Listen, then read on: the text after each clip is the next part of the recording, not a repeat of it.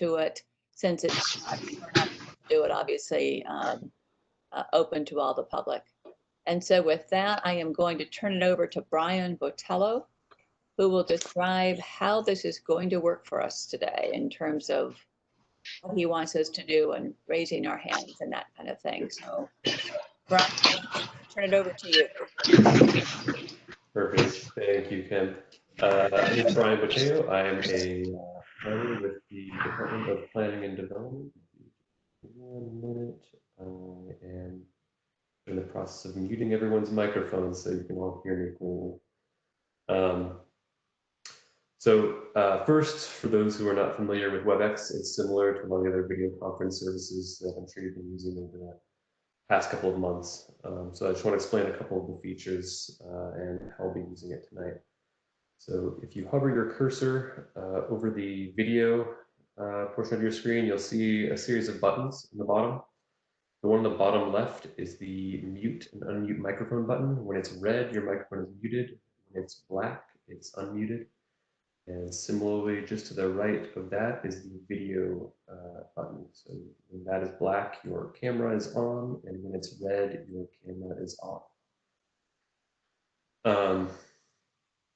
And the button next to that, which looks like a silhouette of a person with 3 little bars on the bottom, is the participants button. This one's actually going to be pretty important. So if you click that, you'll see on the right-hand side of your screen, a list of participants will pop up. And so that will show, you'll see panelists and attendees there. And at the very bottom of that, you'll see a small button. It looks like a hand. If you click that, it will activate the raise hand feature. So for the task force members, we're going to ask that you click that to raise your hand whenever you have a comment you'd like to make or a question you'd like to ask. And then it will pop up with a little hand icon here in the participants menu. So I see, for example, Bill, your hand is up. Let's turn it down. Now it's up again. Yep. I see you all practicing with it. So yes, please use that if you have a question or comment you'd like to make. And then I can recognize you so you can speak. I will try and make sure that I recognize people in the order that they raise their hand. We're just trying to do this so that there aren't a bunch of microphones unmuted at the same time and people are talking over each other and there's lots of background noise and whatnot. So whenever you have something you'd like to say, please click that button to raise your hand. For the members of the public that are attending that aren't on the task force, you'll also use that raise hand function when you participate in the Q&A or comment session at the end of the meeting. So once you're recognized, you'll hear a series of beeps, which will mean that you're unmuted. You can then ask your question and make your comment, but afterwards, please be certain to click the icon again to lower your hand. And if you're calling in by phone, you can dial *3 to raise or lower your hand. And once again, for members of the task force, please keep your microphone muted unless you're the active speaker, again, to minimize background noise, feedback, or echoes. Throughout the meeting, if I notice that somebody's left their microphone on and they have the active speaker, I'll remute them. So if you have something to say, please be sure to unmute yourself once it's your turn to speak. And then finally, I'd like to make note of one last bubble right next to the participants one. It looks like a little speech bubble. That's the chat function. We will not be monitoring chat for questions or comments related to the plan amendment. But if you open that, you can use chat to message me or Ben Wiles if you have any technical issues. So for example, if you aren't able to hear something, if you aren't able to mute or unmute your mic, or just any kind of technical issues related to using WebEx, please open that chat function and you can send a message to me or to Ben. And then once again, I'd like to remind everybody that this meeting is being recorded and that we plan on posting it online after the meeting is completed. And with that, I will pass it off to Jen, right? Okay, or we can just jump in. Actually, I think I'll just take over. Okay. Thank you, Brian. Sounds good. Mhm. Okay, so we got our minutes of the last meeting a little late. I don't know if people had a chance to look at it. So I guess the question is, do you think we should go ahead and vote on? Did people have a chance to read it? I guess is really what I need to know. And maybe to nod your head or do something visually that because or a thumbs up, maybe that might be the best given I can't see everybody. So thumbs up. Okay, we're going to vote. Okay, those we're going to yeah, we're going to adopt the meeting summary as written. Those in favor, thumbs up. Those opposed, thumbs down. All right, great. We'll move on. I do notice that Paul has his hand up. I don't know if that's and Derek does. Paul. I just wanted to alert you that it seems as though both Mr. Jacoby and Mr. Peoples have been placed on the attendees, or maybe that's, no, I'm sorry. That's been changed since I had. They were, I made them panelists. Thanks, David. Thank you. Okay. Great. Okay. So anything else, Jen, David, Leanna, before we jump in? Yeah, this is Jen. I can go over schedule if anyone is interested, since it's obviously changed a little bit since when we last talked dates.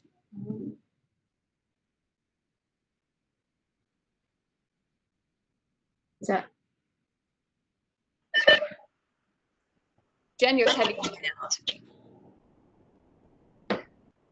Do you want to pull up the your screen, Jen? I think you had the agenda and the overview of some administrative items and an overview of the schedule. Is that right? right? Okay, let me see.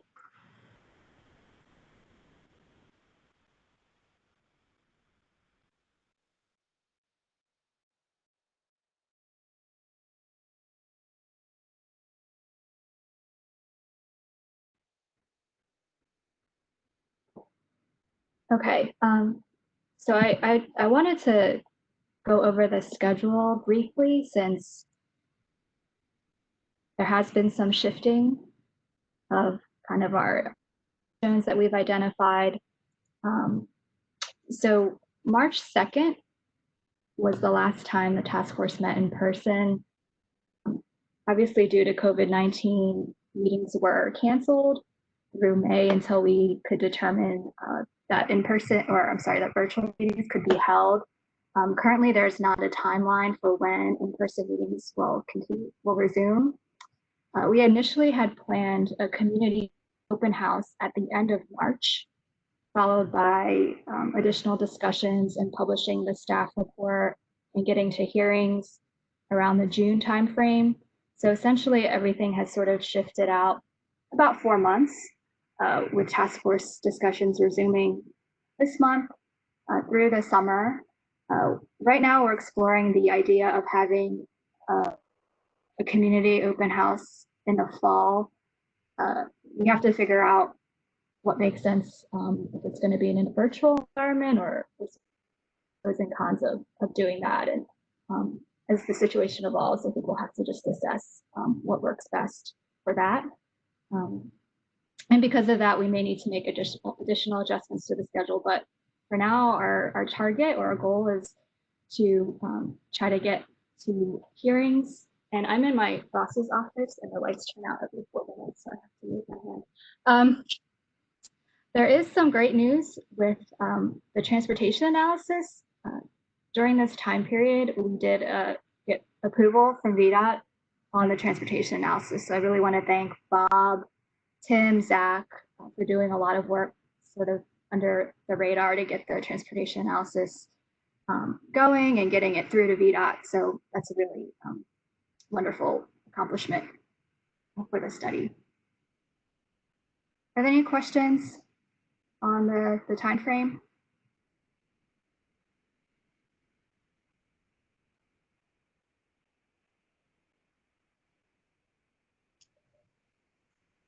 Okay, so I also wanted to briefly remind everyone of the timing, since this was a while ago since we first introduced plan text. So the first section of plan text was distributed in February. There was a section by section review by the task force on the 10th and March 2nd. Again, that was sort of the last in-person meeting. Because the task force was able to review the entirety of set 1, staff did publish a revised draft in mid-May. And that, of course, is on the agenda for tonight for discussion. In terms of set 2, we had published a draft on March 9th. There were a few weeks for the task force to provide us written comments. And we did receive a substantial number of comments. So thank you very much for taking the time to look through it and give us your thoughts and your edits on the document. So what was a little bit unusual about set 2 is that the task force was not able to discuss each other's comments or edits. But we felt like it was important to continue to make progress on the document, which is why we took what we thought were edits and suggestions and create a markup. And that's the document that we had just sent out a few days ago. And then, of course, set 2 will continue to be discussed in July and August. I know we haven't just during August meeting is on the table, but that could be a possibility. So.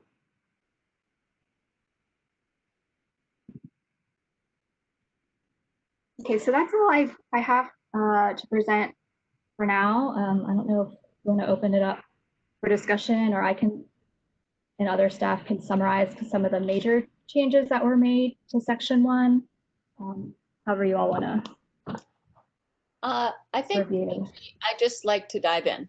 I think that's probably the best way. I think all of us have always had lots of comments and thoughts. So let's just go ahead and dive in. I see that you have on there July 20 as a next meeting. Right. So, okay. So we'll send out that notice to people as well. If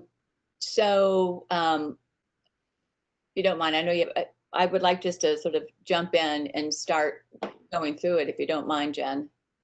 Okay. Sure, I can. I'll stop sharing so you can. Okay. Yeah, that'd be great. So we have, let's just go through as we have done in the past, page by page.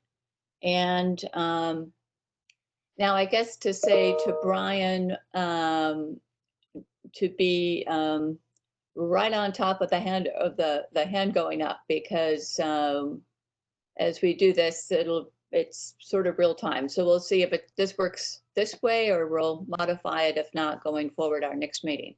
Okay, Winnie has Winnie's hand is up currently. So Winnie, go ahead. I don't even see Winnie on my list.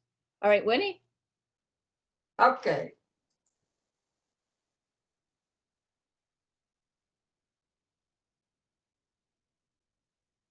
Did you have something, Winnie? Brian, she's on mute.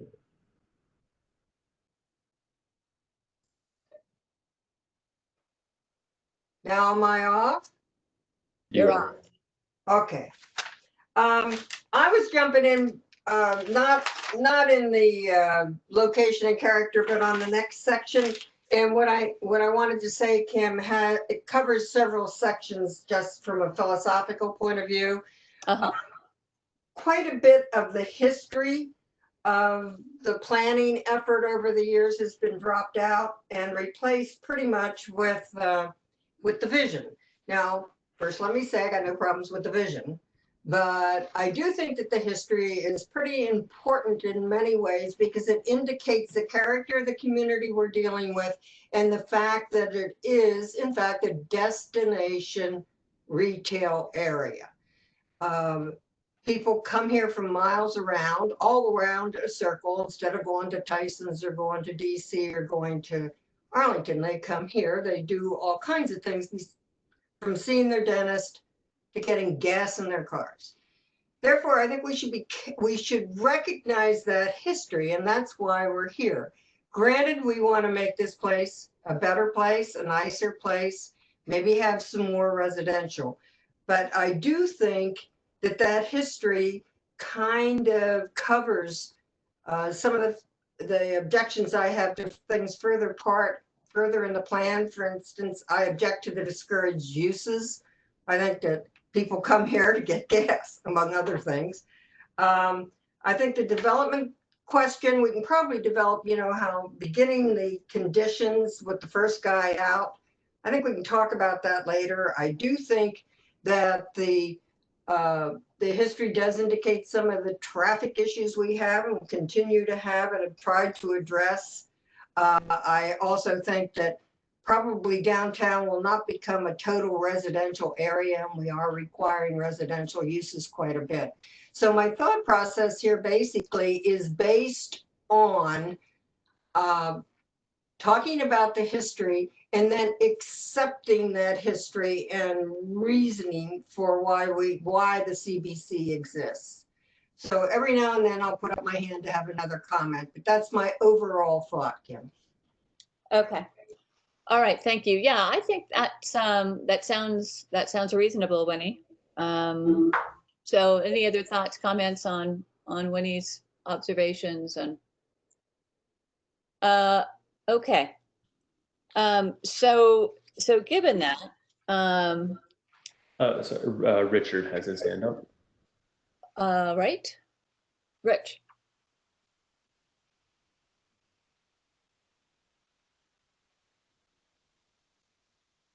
I think it's a useful thing to have in the document for future leaders in the community to be able to have that context in one easy to find place.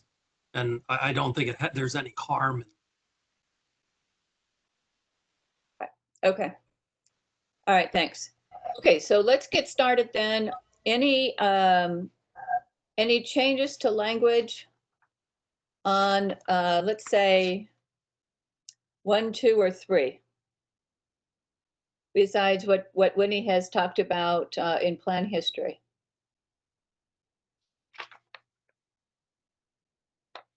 I'd like to actually take a moment to remind everybody, after you raise your hand, after you make your comment, please lower it so I can tell if you have something else to say later on. I don't want to mistakenly skip over you because I think you accidentally left your hand raised. Thank you. All right, nothing on 1 through 3. Sorry, Paul, I saw your hand raised for 1 second. Was that an accident? Paul and Rich. You're unmuted, Paul. Yeah, I just wanted to reiterate that our support is for putting back the plan history. All right. And Rich, sorry. Yeah. Rich, anything? There, you're unmuted, Rich. I'd like to talk about lines 87 through 90. All righty, go for it. Be helpful to have them up, I think.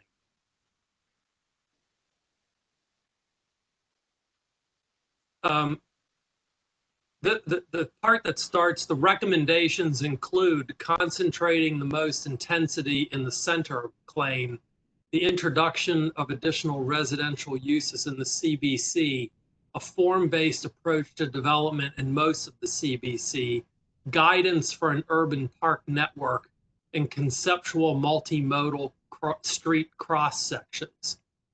There's an implication in the sentence before where it says staff worked with a consultant and a community task force to develop the vision. I don't know that at this point there's consensus in the task force about things like an urban park network and conceptual multimodal street cross sections, which frankly I feel have been driven by staff, not so much by the task force. And I think we need to have further conversation about some of these things. But the implication that the task force is endorsing or created that, I think, is slightly inaccurate. What would you recommend? What are your thoughts on that sentence then? Well, I think what we have to do, we have to be prepared to come back to this section depending on what further conversations we have in part 2 of the document, because the urban park network and the street cross sections are in part 2.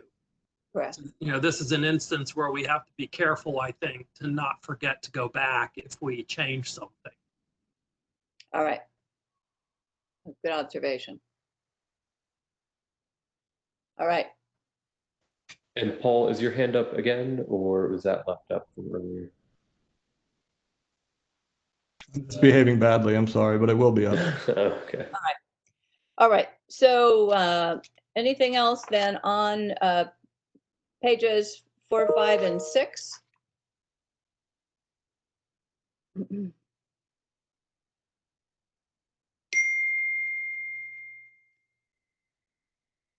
All right. We can start. Rob, we haven't heard from you yet. Why don't we have you start us off here?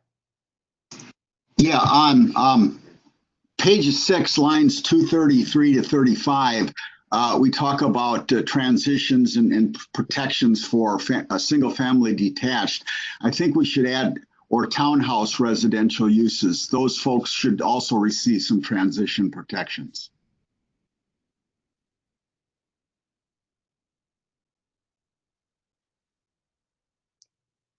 Okay. So on page, I have page 8 on mine. Okay, 230. I'm sorry, where again are we? Rob, where did you say again? What lines?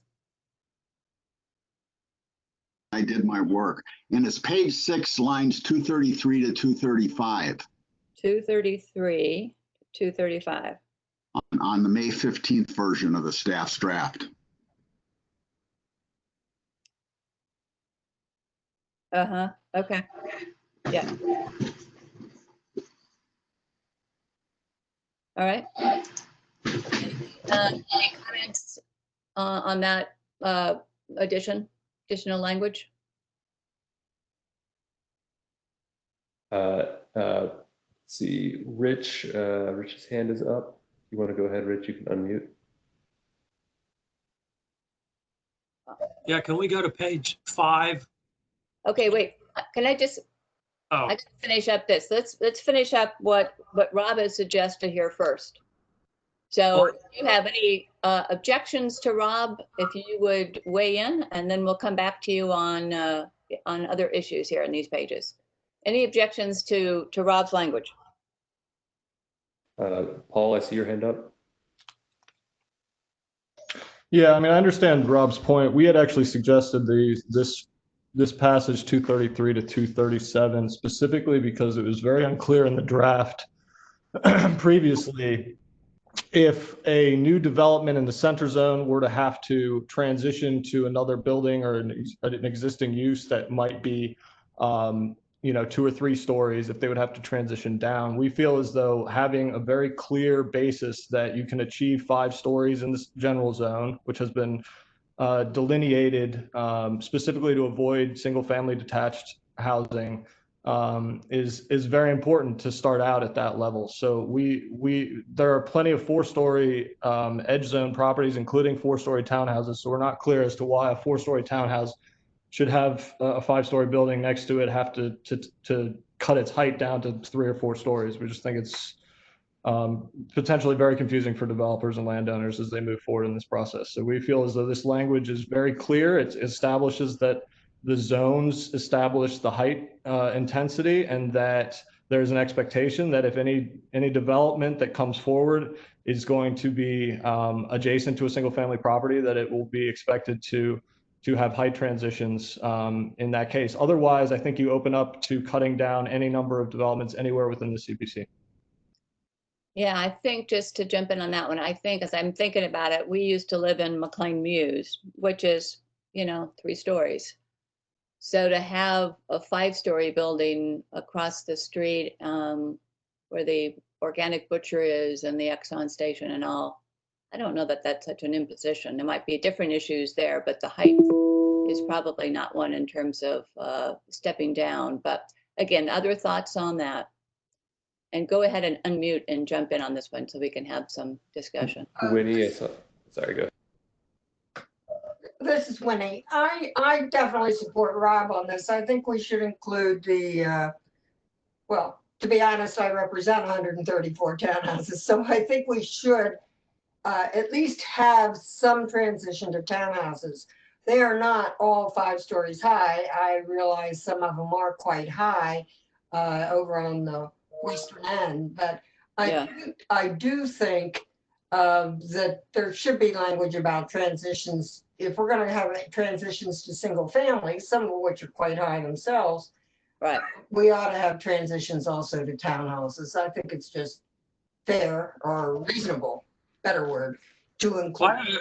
I have a suggestion. Why don't you just drop the word detached from line 235? I mean, the language as it is pretty soft. It says, while the zones themselves establish a tiered development pattern, transitions between the zones should be considered. And we all know what that means. Should be considered practically has no enforceability. Right. And special care should be taken to ensure appropriate transitions, whatever that is. In a case of a 4-story townhouse, the appropriate transition may be nothing, right? And that if you're just worried about townhouses being considered, if you just say, and single family residential uses, that covers townhouses and detached houses. And so I think it does what you're trying to do without adding language. All right, that works for me. Other thoughts? Does that work for you, Rob and Paul? Does not. Yeah, that's fine. I mean, I think it's the same thing. So it's single family homes. So there's 2 kinds, and I think it depends exactly on what's being proposed, but there are some 2-story townhouses. Correct. And a 5-story building across the street might be quite a bit. But so I like Rich's proposal. Okay. All right. We'll move on to other topics that were raised. Rich, you were going to talk about something, a different topic on page 5, I believe. Yes, starting with planning principles on 158. Okay. We'll wait until Jen gets there. I was curious starting on line 167. Design streets to provide safe, convenient, and attractive travel for pedestrians and bicyclists, and that the should have a unified theme and appearance was struck. One of the things that we've had in the CBC design guidelines for a long time is the notion of using a common streetscape language to create an identity for the CBC. And I guess I'm surprised to see that language removed. And then also lines 70 and 71, which talks about common urban design elements to be incorporated. I mean, because we're basically saying there that we're not going to do that anymore. And that seems odd to me. Why wouldn't we want to have a common language on the street? Right. So staff want to respond to that one for us? Yeah, hi, this is Leanna O'Donnell. That came out of the discussion. I think there was concern about not allowing for creativity in architecture from what I remember the last time, and others please jump in, but perhaps that's not what was intended. Well, and to me, this means sidewalk design, street furniture, lampposts, things like that. It doesn't mean buildings. Yeah, I think that's a good catch, Rich, actually. I mean, does everybody agree we do want to have a common language? I mean, I know I do, but I don't know what everyone else thinks. I saw Winnie just put her hand up. Yeah, I agree with Rich. You know, and some of the developers have already spent money this way on those standards. I don't want to just eliminate them at this point. We may want to revise them because things change and products change. But I do think we want a unified, or we don't want to not have what Leanne was referring to, but at the same time, there are things that we've done in the past that I think we'd like to keep in place. Right, Enhance the sense of place. right. Okay, so I'm going to think that we're in agreement unless someone unmutes and tells me differently. May I just confirm so on line 168, we are leaving in the language about streetscapes having a unified theme and appearance. Is that what? I just want to make sure. Okay. Correct. And then the next line in 170, common urban design element. Okay. Stick with the uniformity.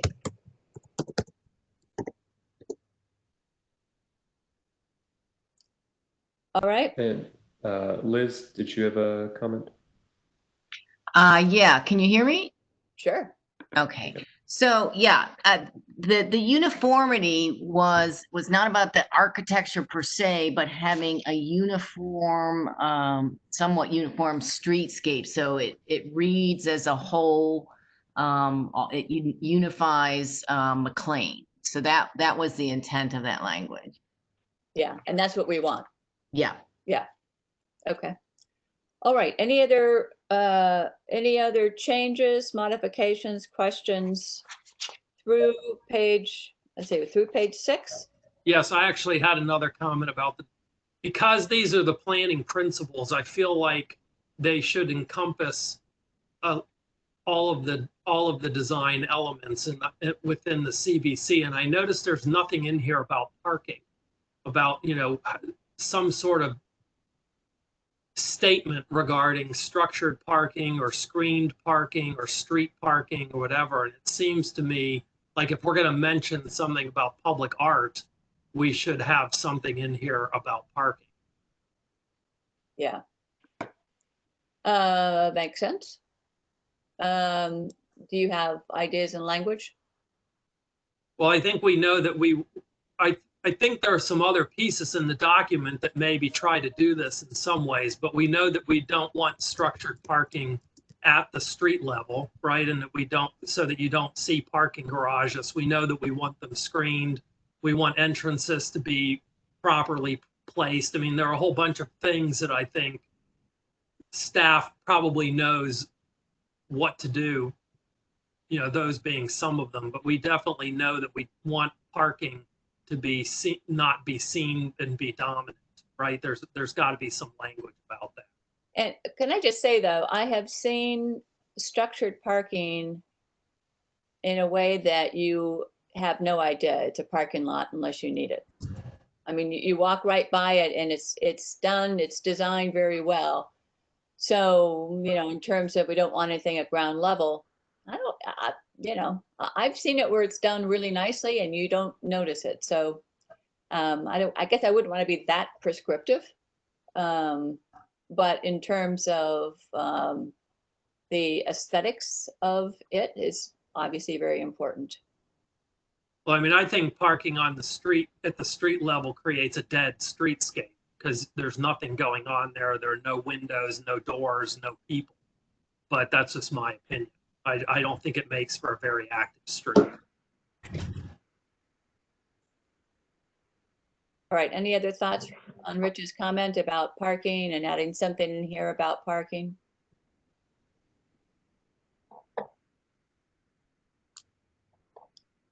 All right, so we'll go ahead and look at language there. Other thoughts, comments on through page 6? Paul and Rich, I see both of your hands up. I don't know if those have been left up from earlier, if you have comments.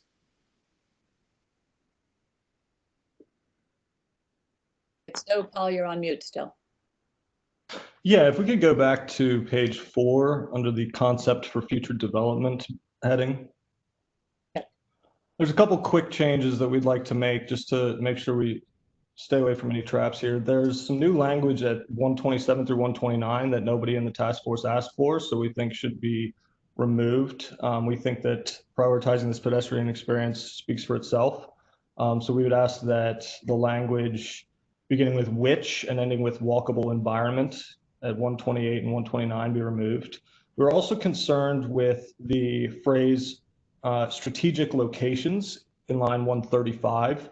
The zoning ordinance endows, or I should say specifies these locations, specifically referring to the entire revitalization district. We're concerned that this language, strategic locations, might allow for an arbitrary decision that particular developments that are not deemed strategic by staff will not be allowed to move forward. So again, we'd ask just that the zoning ordinance and that the comprehensive plan use the same language and say reinvestment in these locations. All right. Other thoughts, comments? Jump in. I'm inclined to agree with them on particularly on the second part of it. We want to be a little careful about what we're prescribing, and I think that it'll be taken care of in zoning, I think. So I think that we should eliminate that. All right, what about the first point he made? I'm not as concerned about that. I have trouble understanding I guess when you say you want to prioritize the walking environment, I guess that's the pedestrian environment. I'm okay with that, walking through the retail, making the sidewalks wide enough and so forth. Sometimes though, I think we might overdo it, but at the moment I'm okay with that. It's the second one that I object to. Yeah, other thoughts on that? Jennifer, Francesca, Rashawn? Unmute and jump in if somebody. Hey, Kim, it's Andrew. Andrew. I like the way the first one talks about sort of that activation, and I think it goes to Rich's point about the parking being on the first level, is that takes away from that activation, and that's what we've been trying for. So we need to probably figure out how to work this line into one of those planning principles. I think that's where Rich was going with the activation.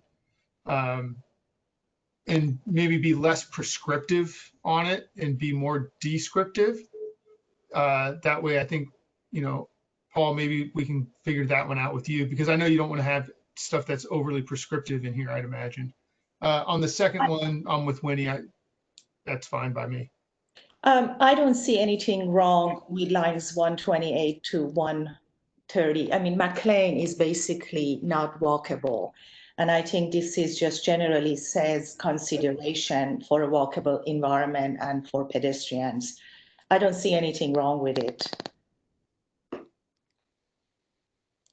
I think I see some concerns, where it's, so it just says such a town site design in the CBC should prioritize the pedestrian experience.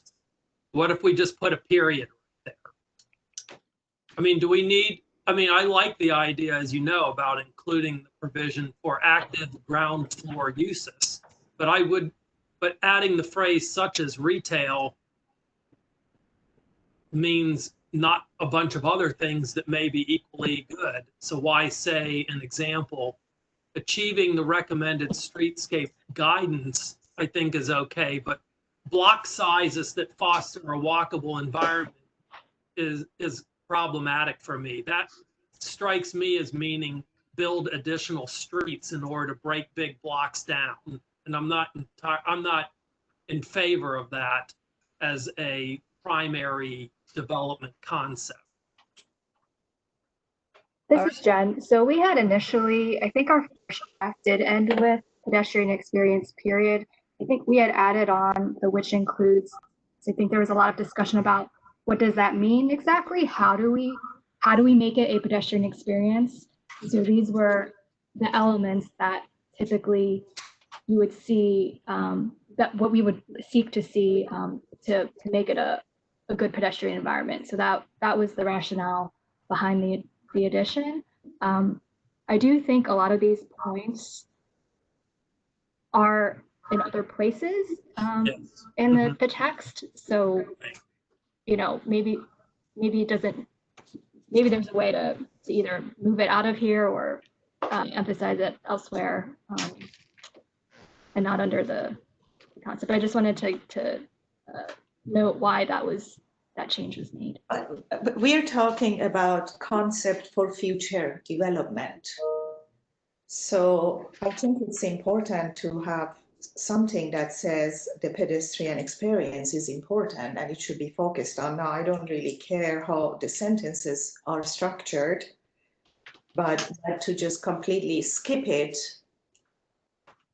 I'm not sure would be helpful. So we want to keep that there in some fashion. So the question is, I think, Paul, you had suggested we strike the part that's underlined, that was added. Is that correct? Could I add something? This is Liz Hay. It does, I just want to respond to Rich's comment about inserting streets everywhere. I think we took a lot of those, I'll call them mid-block streets off of the streets plan in response to the task force. But what we did talk about was maybe having pedestrian connections take a super block and have some kind of pedestrian connection midway. So I'm just saying that's another way to achieve it. You don't have to interpret this as meaning new streets. Right, it can be a pathway. Yeah, but a block isn't defined by a pedestrian pathway. It's defined by a street, at least by every conventional measure that I'm aware of. True, but because normally that is true, but because we've been through this already with the task force and the community, we took those roads off and instead we have recommendations for pedestrian pathways. And so that's how it's going to be interpreted for McLean. Yeah, I think it's just the issue of block size versus a pathway through a large block. I mean, it's a little semantics, but I think the goal is the same. This is the problem with having all of these examples after the word experience, in that there are plenty of other things that you could do to prioritize a pedestrian experience that aren't in here.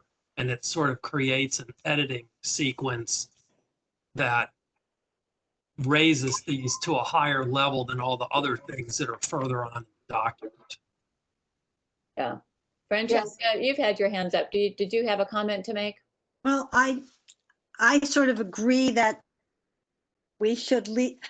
Don't understand why we just don't take out retail and leave the rest of line 128 and end it with achieving recommended streetscape guidance that fosters a walkable environment. Then we've taken out the block that bothers some people, and we've taken out the retail, which may limit what we are trying to do. And I would leave the rest of the sentence in.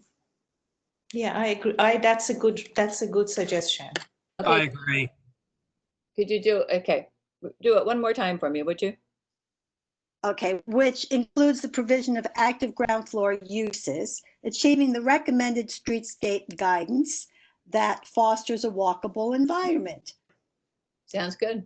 Yeah, it's very good. Any other thoughts, concerns? Jen, I see your hand up. I don't know if that's, I think I see a few hands that have maybe been left up. Sorry, I forgot to lower my hand. Okay. All right, anything else through page 6? Can you hear me? Jim. Okay, I want to introduce the idea that I commented on 182. And this is an overall philosophical thing that may go through our process later on. But McLean is rapidly becoming known as a old folks home. People buying here buy expensive big houses and especially condos. And if we want to have a vibrant downtown, we need a true mix of uses of people. And right now, we have an overwhelming temptation to build expensive condos selling to empty nesters. And before you get mad at me, I am an empty nester and I had just passed 80 years old. So I know what I'm talking about. We don't go out and party. We don't go to bars. We don't have kids. But every now and then I might have a grandkid over, but that's about it. Unless we start attracting a younger crowd into downtown McLean, well, you're going to fail for a vibrant community. So we need to worry about that. It's someplace we need to get that into our plan that we want to give preference to and incentivize lower cost housing. When I say lower cost, I don't mean necessarily subsidized housing, but it needs to be lower cost. It needs to be smaller apartments that young people can afford. And someplace in this document that needs to be stated. And I would submit that we ought to give center, the bonus area ought to be strictly contingent upon the developer providing lower cost housing. All right, so you're supporting that 182, the line 182. Provide housing affordable to a range of income levels. Well, that just gives the open door to doing anything a developer wants to do. And as a former developer, I would walk through that door and say, okay, I'm going to build the thing I can make the most profit on. And that would be the big, expensive, empty nester condos like the Palladium and like the other one down where Rich is working on. The Signet. Right. What's your recommendation then? Yeah, bottom line of it is those things are filled with people who are not going to go out and party, which is what we're talking about trying to get somebody to do downtown. Right. Jim, would you consider rentals in your rental homes? Well, rental would be another way. Yeah. I would be in favor of rental housing because you get turnover. All right. Yeah, I think many of us are in agreement with you there, Jim. Yes. I just saw Rich's hand and Paul's hand go up. Bill after that. I guess I don't understand the point of that. The whole idea is that we're supposedly trying to open up the CBC to be flexible. And now we're going to start telling developers that they have to build housing for certain income levels. I don't see how, A, I don't see how it's enforceable. And B, it doesn't really, if your philosophy, if our whole philosophy underpinning this exercise is to create a more blank canvas, that goes in direct contrast to that approach by dictating, that sort of thing. To me, doesn't make sense. So while the cause is noble, I don't see how you could. So Rich, I'm thinking we're just leaving line 182 as is. Do you have an objection to that? Or are you just responding to Jim's comment? I'm responding to Jim's comment to make it more. I think this is what we have here in the language now is about as far as I would go. Yeah. Well, my only comment is that we're going to get more of the same. If we're happy with that, so be it. But I was looking for something like the Shirlington that has a lot of yuppie young singles that come down to those cafes along the street there and spend money and have a good time and create a vibrant, lively environment. Right now, McLean is dead, and it will stay dead unless we figure out something to do about it. Well, that may be true, Jim, but I would suggest that the way you're going to have to do that is to allow 12 to 14 story buildings, not 10. Because the big buildings in Shirlington are way taller than the buildings we're looking at improving here. All right, so Bill Sudo, you had your hand up. Yeah, I'm not going to weigh in on the affordable thing because I think that's a slippery slope, and I think Rich is correct. If you're getting into that, you just you need to be careful. The language is pretty general, but I'm more concerned about rental versus, ownership. And I do think that we should somewhere in this document, reference rental, because I think that probably will achieve the objectives that Jim is referring to quicker than a range of, of income levels. So I think it's important to have a mix of rental and ownership. But I also, I was taken by the letter from the surrounding landowners here that we just need to be very careful that we're defeating the objectives with some of the inserts that were provided in this draft document. And we just, we just need to be very careful. All right, Leanna? Hi, I just wanted to, I know we've talked about this at past meetings, but just wanted to reiterate that when development proposals come in, if they're subject to the affordable dwelling unit ordinance, that would apply. And then this is one of our mixed use centers. So our workforce housing policy would also apply. So those are already out there and exist. So right now the language doesn't say otherwise, but I just wanted to remind folks of that. And also the plan, while the plan can speak to affordability at different income levels, like we have here on line 182, the plan, as you all know, recommends land uses, intensities, and other recommendations, but it does not get into ownership structures in terms of, ownership versus rental and that sort of thing. We can specify use, like we've talked about, multifamily is preferred in the center zone or things like that, but it's a guide and we can't really get into ownership versus rental. Oh, all right, thank you. Francesca, did you have a comment or was this your hand up from earlier? My hand was up from earlier. All righty, thank you. Okay, have we finished 1 through 6? Any other thoughts? Okay, let's go on to the next section, zones. Tim, Yes. I just realized I'm able to unmute myself. Dangerous. I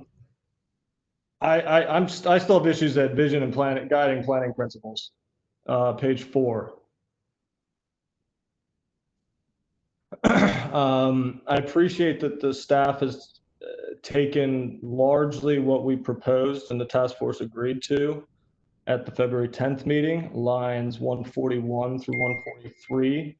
We would ask that the staff revert to the language that we approved, which at line 141 said function as a community serving business area while encouraging quality mixed-use redevelopment. We think it's very important to honor the community's wishes to, and as Winnie said, to maintain a functional convenience retail center for the surrounding community.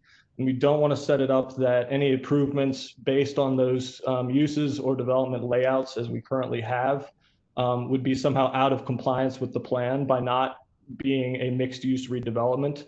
So on that particular section, we're asking that by be changed to while, and that all of the extra extraneous language nobody asked for at lines 148 through 156 be removed.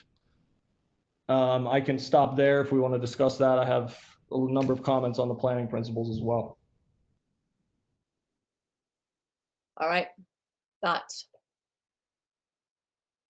So Francesca, just to say, Francesca and Bill, your hands are still up on your thing, so maybe click to turn it off if you don't need to be on there. I think Francesca may have stepped away for a moment. Can I as long as my hand is still up, I don't understand why we can't encourage options of rental versus ownership. What is that by law? Is that a policy? What is that? The comp plan is a guide. So the comprehensive plan recommends the land uses, intensities, the design guidance that we're talking about, all these sorts, but it does not get into how a project would be structured or if units would be rented or if they would be sold. we wouldn't be able to, I mean, that's not something that would review or enforce in terms of a comprehensive plan recommendation. It occurs to me that we could provide rental apartments or rental housing as a guide. And when we're not requiring it, we're saying we'd like to have that. Yeah, I'm not Everyone, sure- this I'm is not Ben. sure I agree with you. My suggestion would be to possibly, not be prescriptive in terms of the land use, but to identify the concern. And so, I think what was indicated was that, you'd want to see some more vibrancy. And so I think maybe speak to that instead of suggesting that, the lower income housing would provide that. But that's something that would then be reviewed during a rezoning application in terms of something that's important to the community. All right. The issue isn't the income levels as much as it is the type of residential use. And I don't know. I don't agree that that a comprehensive plan couldn't state options in terms of the type of residential use, just like it might or might not express some preference for a type of retail use. I would point out, we already have said that we want to have ADA housing. I mean, that's a specific requirement for the county. Why can't we say we'd like to see smaller, lower cost housing that would support rentals or whatever? What does that mean? You'd like to see it? I mean, unless you're going to provide an incentive in the code, like get an extra boost in FAR or a reduction in something, that sort of language is meaningless fundamentally. You can't make someone do apartments. You could express a desire for a mix of ownership and rental. Yeah, big deal. These are criteria that people can use when they look at plans. We already providing a rather large incentive in the center zone to go up to 10 stories. I mean, that's a big incentive. I bet many of the developers would say 10 stories is not enough. Well, that's yeah, with all due respect, Well,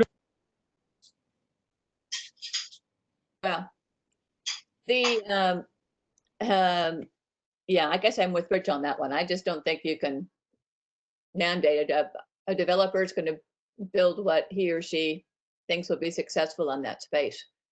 Although I think the intent, that could be, again, think about whether or not that is a cover letter or a cover summary of this process and our vision as a task force that we put up of this comp plan.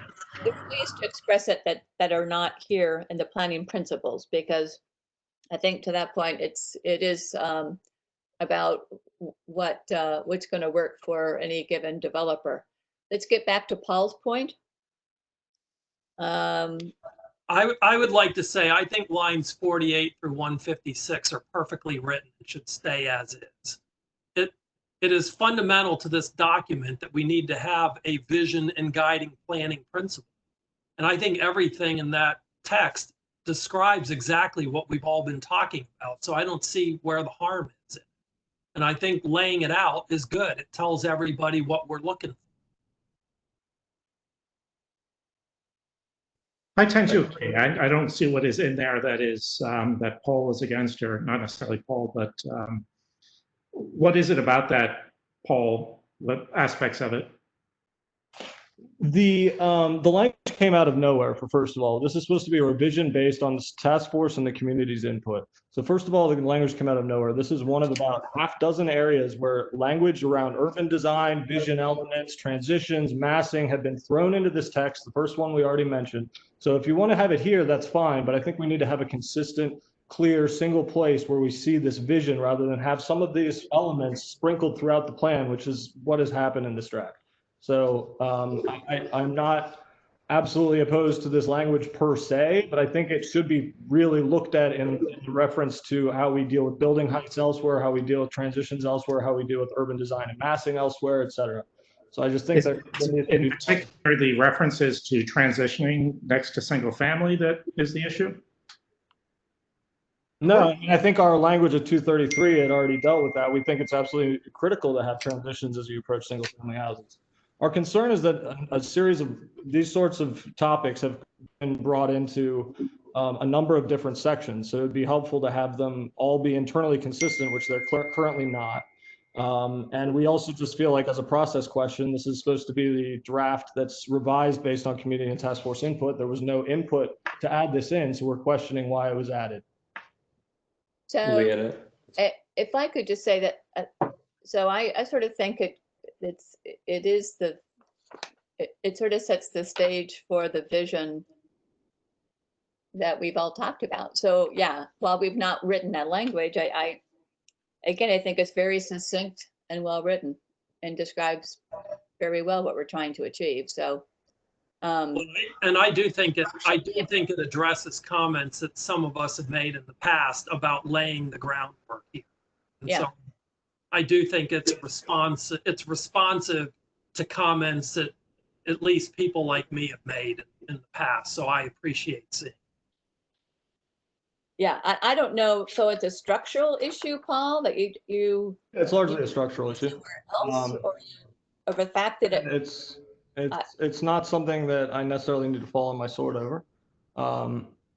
There are other things in the next section that we can discuss. Okay, well, let's do that because we're now spending an hour and we've gone through 6 pages. What else is new? And we only have 50 more. Okay, let's look at the next 8, 9, and 10. And again, it looks like a few hands have been left up from earlier, so it's difficult to tell if Derek, Francesca, Paul, I see your hands up. It's flashing, Paul, so I assume you have something you want to say. Yeah, on the planning principles section, 165, 166 introduces obliquely a requirement that is repeated later that residential be among the use mixes in any mixed use development. We oppose that last clause. Huh? Let's see. Bullet at 177 is a recapitulation of the earlier bullet, which we had unanimously opposed. They just changed around the language structure. Create a sense of place through focused redevelopment in the center of the CBC. This is no different substantively and no less damaging than the original first bullet. New development focused in the center of the CBC should create a sense of place. We're adamantly opposed to bullet 177.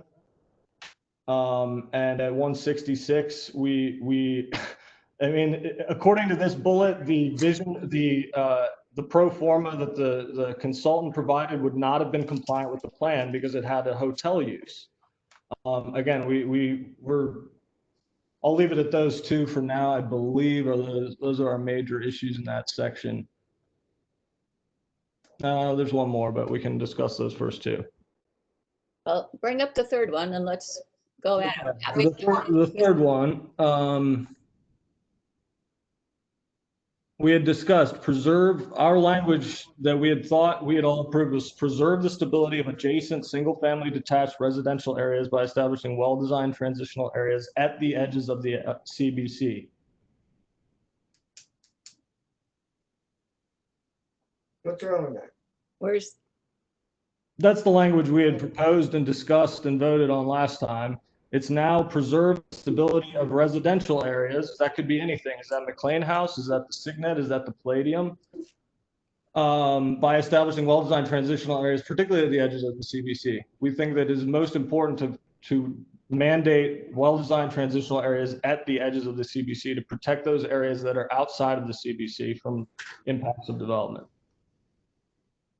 So it would read, preserve the stability of adjacent single-family detached residential areas by establishing well-designed transitional areas at the edges of the CBC.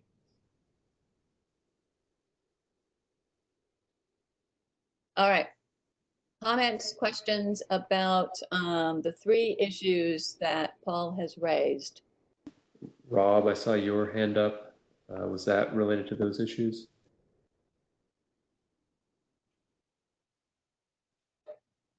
No, that's related. I thought we were on 9 and stuff. So I'll take my hand. I guess we're still back where we were. Yep. Okay. So when we get to 9, I have something to say. Paul, I'll take my hand down. Paul, could you please tell us the exact lines that you find fault with? Paul? Francesca, yes, at 166, the line, the phrase "with the inclusion of residential uses in mixed-use areas." This, we don't know where this came from. There's also a separate, further down, there's another line in the zones discussion, which seems to require a residential use in any mixed-use redevelopment. We don't know where this came from, and we think this is What line is this? 166. Oh, okay, and then the other one was? And the other one is 79? 177, we think should be struck entirely. I know. And 179, preserve the stability of adjacent single-family detached residential areas by establishing well-designed transitional areas at the edges of the CBC. That is something that we can all agree on.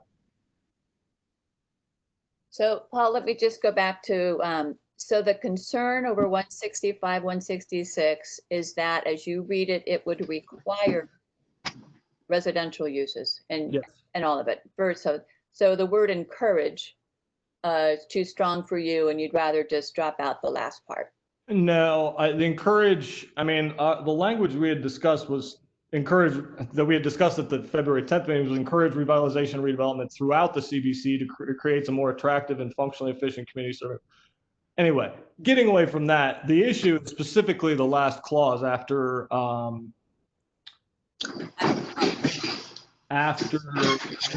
areas, where it seems to imply that the inclusion of residential use will be a condition for redevelopment. All right.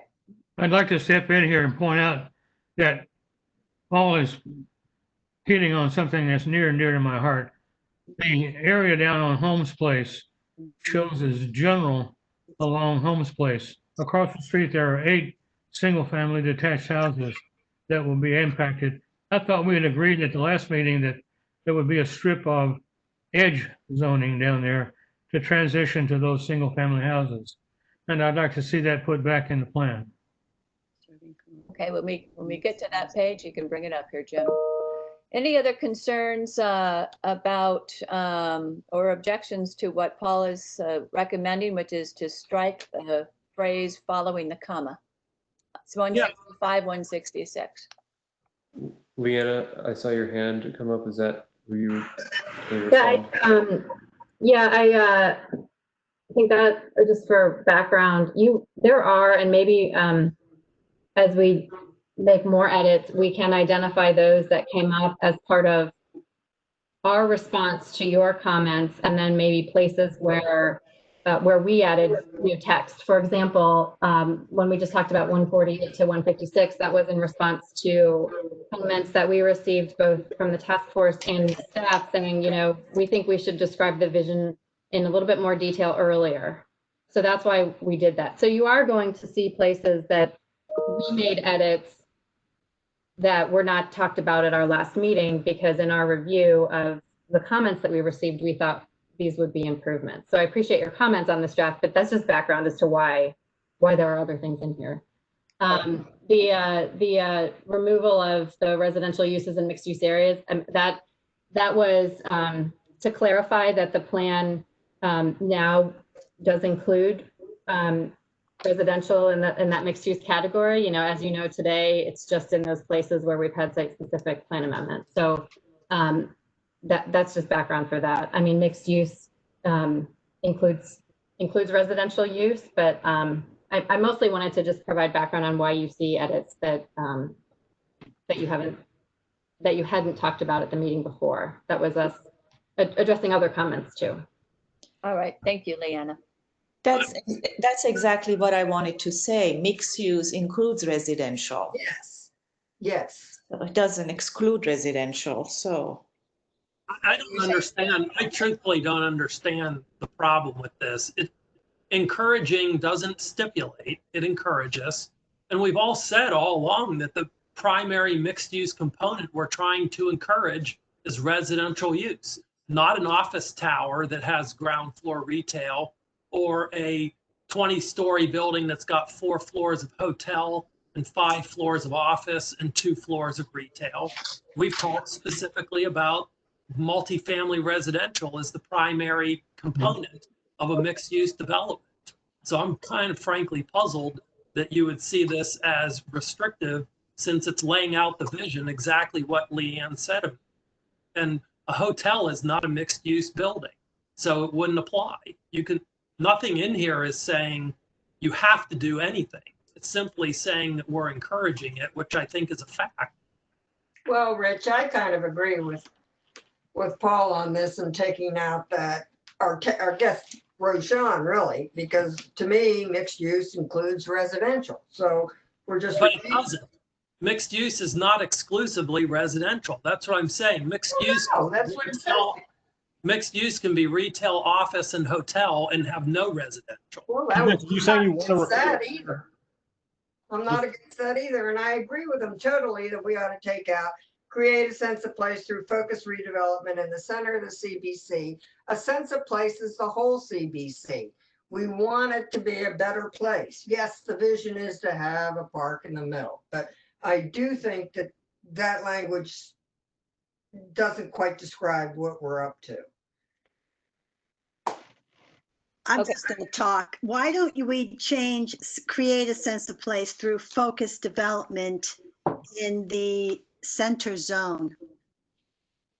Well, no, that's what I'm getting at here. Okay, let's talk about this a Why second. do we not want a sense of, well, then do you want to take it out at all? Or, I mean, that's what I thought we wanted, was this urban park in the center zone, which would be the main centerpiece of the CBC. Maybe it's because it says create a sense of place, which is the way it's worded. So maybe and that's what's bothering you. And I can't see anything wrong with line 66, because we want residential uses to be mixed with the mixed use areas. So I'm confused as to why you want to take that out, when if we want a vibrant center zone, we want the whole place to be vibrant, Francesca. Do you just want everybody to be in one little square block? No, I'm talking about 166 with the inclusion of residential uses and mixed up the center zone. I didn't. Okay. What's wrong with that? I cannot see what's wrong with that. Let's, I'm going to reclaim the floor here. Thank you. Ben Wells, you had your hand up. Nope, sorry guys, I didn't. All right, I'll put it down if it is. Let's go back to then. Let's do this one at a time. 165, 166, whether or not we want to keep that phrase beyond the comma. And I read it as Rich reads it, that we're encouraging it. It is what we're trying to do, is create residential space downtown, and we're not requiring anything as I read it. Any other comments on that? And then we're just going to vote on it, move on then to 177. Yeah, Kim, I think it's just important to note that if you encourage something, you are discouraging something else. So you are discouraging any project that does not have that component. Of course, I'm not arguing we shouldn't have residential or it's not what we're all envisioning. I'm suggesting that I don't want something in there that would preclude another development, which might provide a lot of other revitalization and positive benefits for the community, specifically only because it does not happen to have residential in the use mix. All right. So with that, we're going to have a very creative voting system. I want everyone who is in favor of Paul's deletion to put their hands up on their screen. Because that way we can just move this baby on and get down to 177. Okay, so those in favor? Sorry, Kimberly, are we raising our hands in our video or on the chat? I'm sorry. We're going to do it on the chat portion so we can look at it. I can't see everybody on the screen, so I can't tell That's who's why. raising their hands visually. Thank you for clarifying. Okay, so those in favor, I've got 2. Okay, 1, 2, 3, 4, 5, 6. Those opposed and keep the language as is, raise their hands now.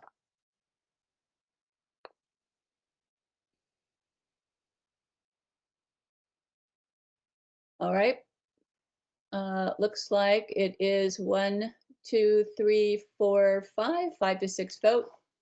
We will strike the language. Okay, now on to 177. Create a sense of place. What's the issue again? Why is that bad? Yeah, Kim, just to be clear, we discussed 163 and we all agreed it needed to go out because we had previously decided that we wanted to allow redevelopment in the general zones as well. They then just flipped the structure of the sentence and put it back in as a different bullet. So I'm trying to stand up for what the task force has already decided. Well, as I was looking through the last several iterations of a comp plan, the one consistent phrase is a sense of place. And so how do we fit that in then? If this is our vision and our planning principles, then maybe these words aren't the right words and we've got them in the wrong order, or we're emphasizing the wrong thing. But it is a feel, it is a location, and it might not be a specific block. It might be, as you were saying, Winnie, the entire CBC. That would be fabulous if we could create that as a sense of place on the entire CBC. But I do think those words should be somewhere at this point in this document, because it is something that is so consistent at every public meeting we've had throughout the decades of comp plans and reworking a comp plan. So, you know, we can play with that language. I don't know that we need to go ad nauseum into that language. If that's not exactly what you would prefer, let's figure out another way to say then a sense of place somewhere else. With that, I have Bill and Bob Montgomery. I mean, I think the edit is fairly simple. It's just delete the reference to the focused redevelopment in the center of the CBC. We want a sense of place throughout the CBC. The CBC is relatively small. Yeah. And there are a lot of different options, and there are a lot of things that can contribute to a sense of place outside the center. And, you know, we've beaten to death the center in terms of the additional density and all what we're saying there. We want a sense of place in the whole CBC. All right, Bob? Truthfully, exactly what Bill just said. I think that was Paul's point. It was not that he wasn't interested in creating a sense of place in the CBC. I think the concern was that I think a lot of people would like to see a sense of place created throughout the CBC, not exclusively in the center. So I think Bill's edit makes a lot of sense. Terrific. All right. If there's any concerns with that, let's. Yeah, this Jim. I have long objected to these feel-good terms like sense of place without some sort of definition of what they are. If we want to do that, I don't object to putting sense of place throughout the document, but it needs to be defined in the introduction. What is a sense of place? Is it my driveway? But you know, we don't really know what a sense. Well, everybody says, "Well, I know it when I see it." But if we can define it, we should. And then we can use it literally wherever we want to. So this is way down in the document, and I'll support the motion to take it out. All right.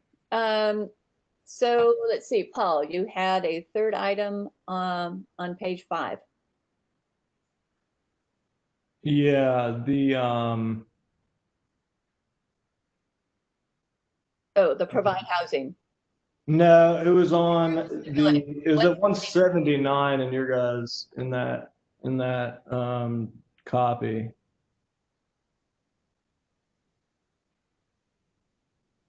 We think the purpose of this principle is to protect areas outside of the CBC from development impacts. So we had discussed at the last meeting a bullet to read, preserve the stability of adjacent single-family detached residential areas by establishing well-designed transitional areas at the edges of the CBC. I think that's fine. I think that was the intent. So other comments, concerns about that proposed change? I see Bill's hand up. I don't know if that's staying up from earlier, and that's Leanne's hand up as well. I suspect Bill left it up. I didn't take it down. So. Yeah, okay. All right. Anything else? Can I clarify what the, I'm sorry, what was the decision on 177? I thought we were out a center with throughout. Throughout. Okay, okay. Throughout the CBC. Okay, thank you. Yeah. And then Rich raised his hand. I think that, I mean, I do have to agree with Jim that the notion of creating a sense of place in and of itself within the context of this sentence is sort of very amorphous. I mean, we are saying this in other parts of the document. When you go back into the earlier text, like starting with, you know, line 139 and talking about what we're doing, that really is it. But the notion that the phrase create a sense of place actually means something that's hard to, I'm trying to think how that's enforceable and what it tells someone. I mean, I'm not entirely sure it's necessary given all the other things we have in the document. I think. Well, I don't think we're going to try to enforce it. I think it's a philosophical statement. And that's why I would suggest we put it in the introduction. It says we're trying to do a sense of place. And then later on, we use that term in regard to that philosophy. It's not a requirement that somebody put a place. Well, then it is the appropriate, then here under planning principles, that would be the appropriate place to put it. Because again, these are supposed to be the overarching statements that guide what comes next. Yeah, but it isn't defined. Nobody knows what it is. Well, I guess what you've convinced me of is that leaving it here is fine because it's defined later.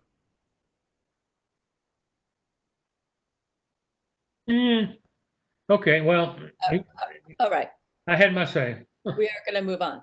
We are moving on. We're going to move on, as I just said. We're going to move on. 8, 7, 8. I guess 7's a math. 8, 9, 10. 8. Rob, you had an issue on 9. You said. I have an issue on 8. Can we talk about 8 before we go to 9? Okay. Lines 233 through 237.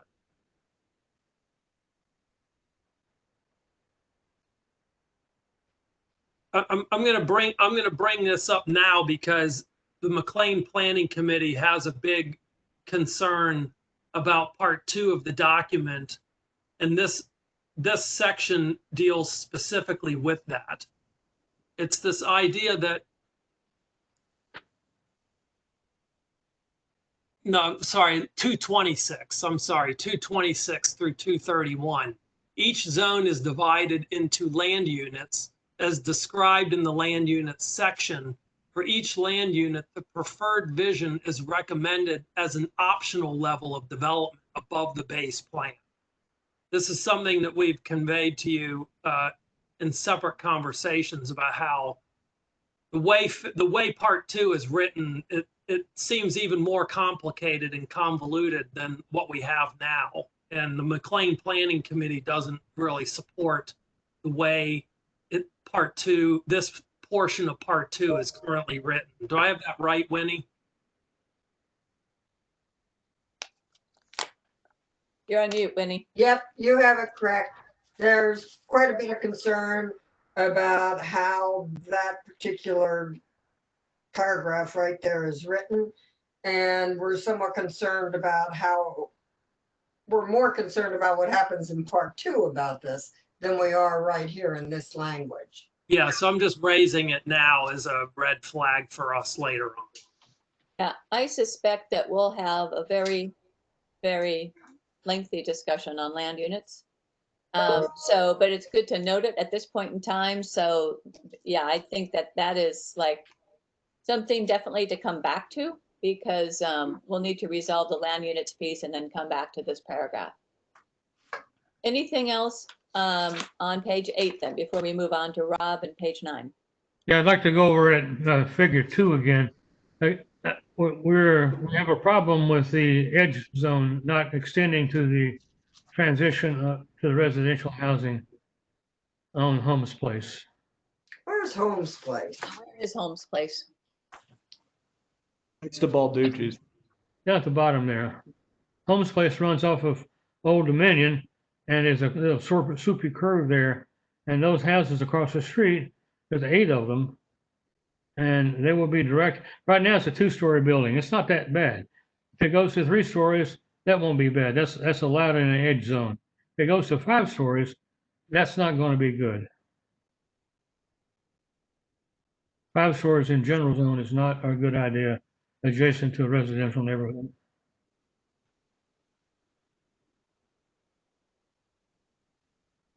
Everybody hear me? Yeah, I'm just kind of for that. It's such a large parcel to say, you know, only 3 stories there when it could be. Yeah, I don't know. Other thoughts on that one? Anybody? I could. This is Leanna.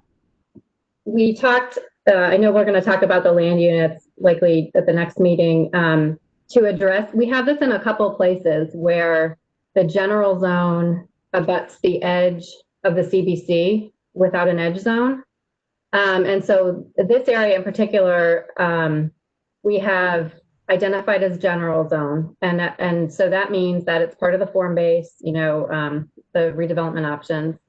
And so in the land unit text, we've suggested language that gets at, or that would address the concern about transitions, particularly for this area, acknowledging that you're going right from a general zone to the edge of the CBC without an edge zone in between.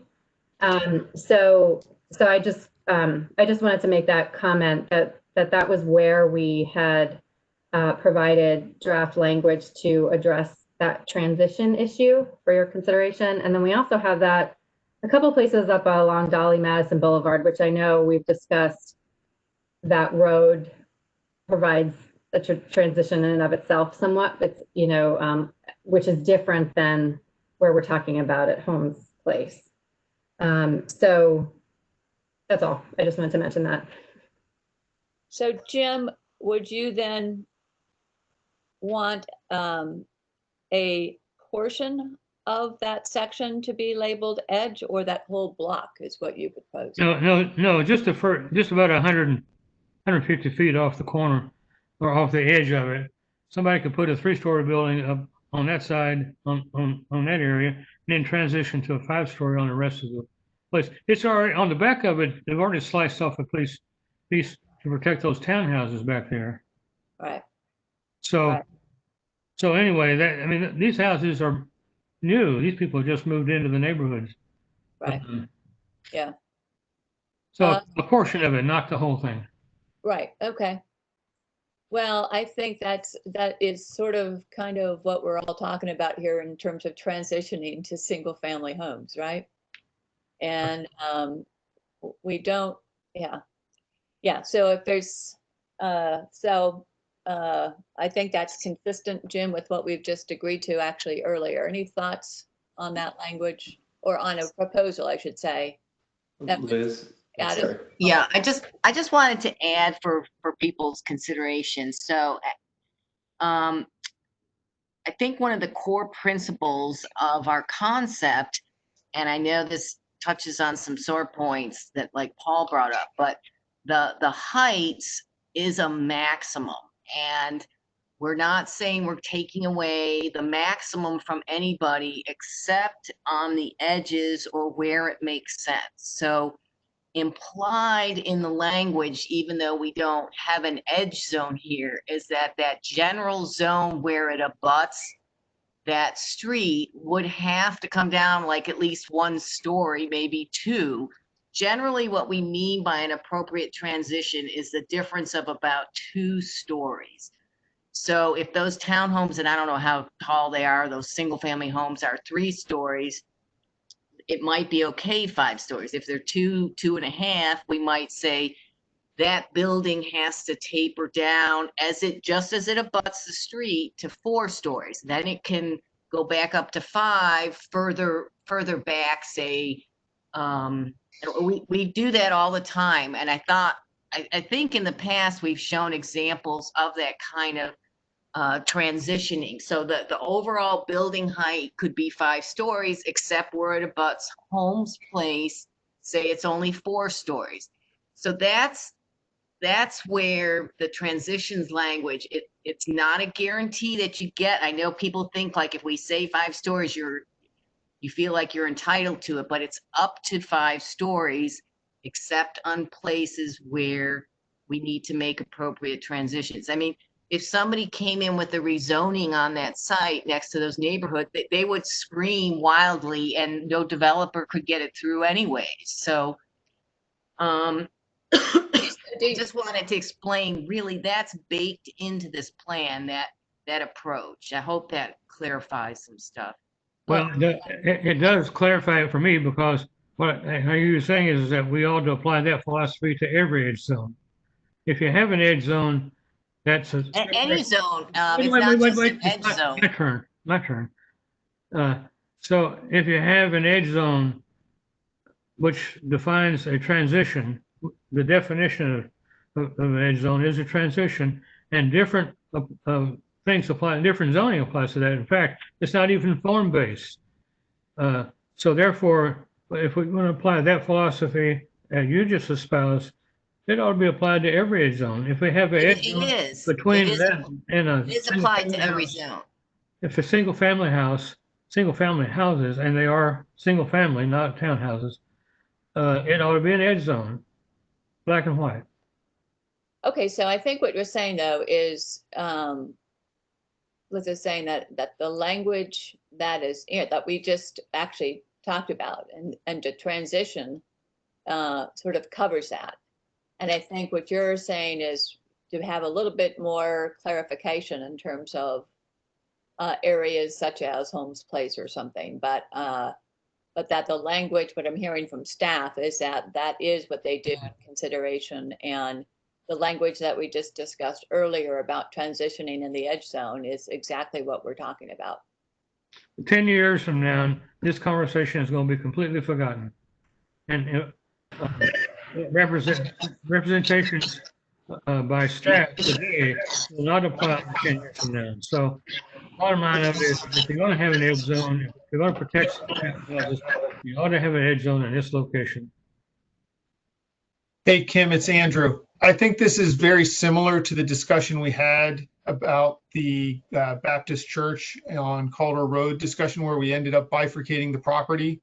Yeah. So I would actually support Jim on this one, that we need to probably bifurcate this, simply because it's the exact same argument in what we did already once. Mm-hmm. Yeah, well, that is exactly what we did there. So comments from the group, thoughts, concerns, and it would be, I mean, I don't know, does it mirror the narrow little strip at the back or of that block, or? how to designate the, I don't know how the lots developed or broken up. Comments, thoughts? I saw Roshan's hand up and then Yes. Rich and then Winnie. I have nothing against making a compromise on homes, but I am concerned that generally in our previous meetings, we keep cutting on the area that can be redeveloped by adding to the edge zone and reducing from the center zone and general zone. I mean, we already are below where we started with the task force, and we continue to pound on transitions and reduce the actual development sites. Right. Thank you. Yeah. Winnie? I'm concerned that particular property is a large tract owned by one person. It's one of the few large tracts in the community, and that while I agree that there should be some transition, I would be careful about it in terms of not precluding further development on that particular piece of property. All right, Rich.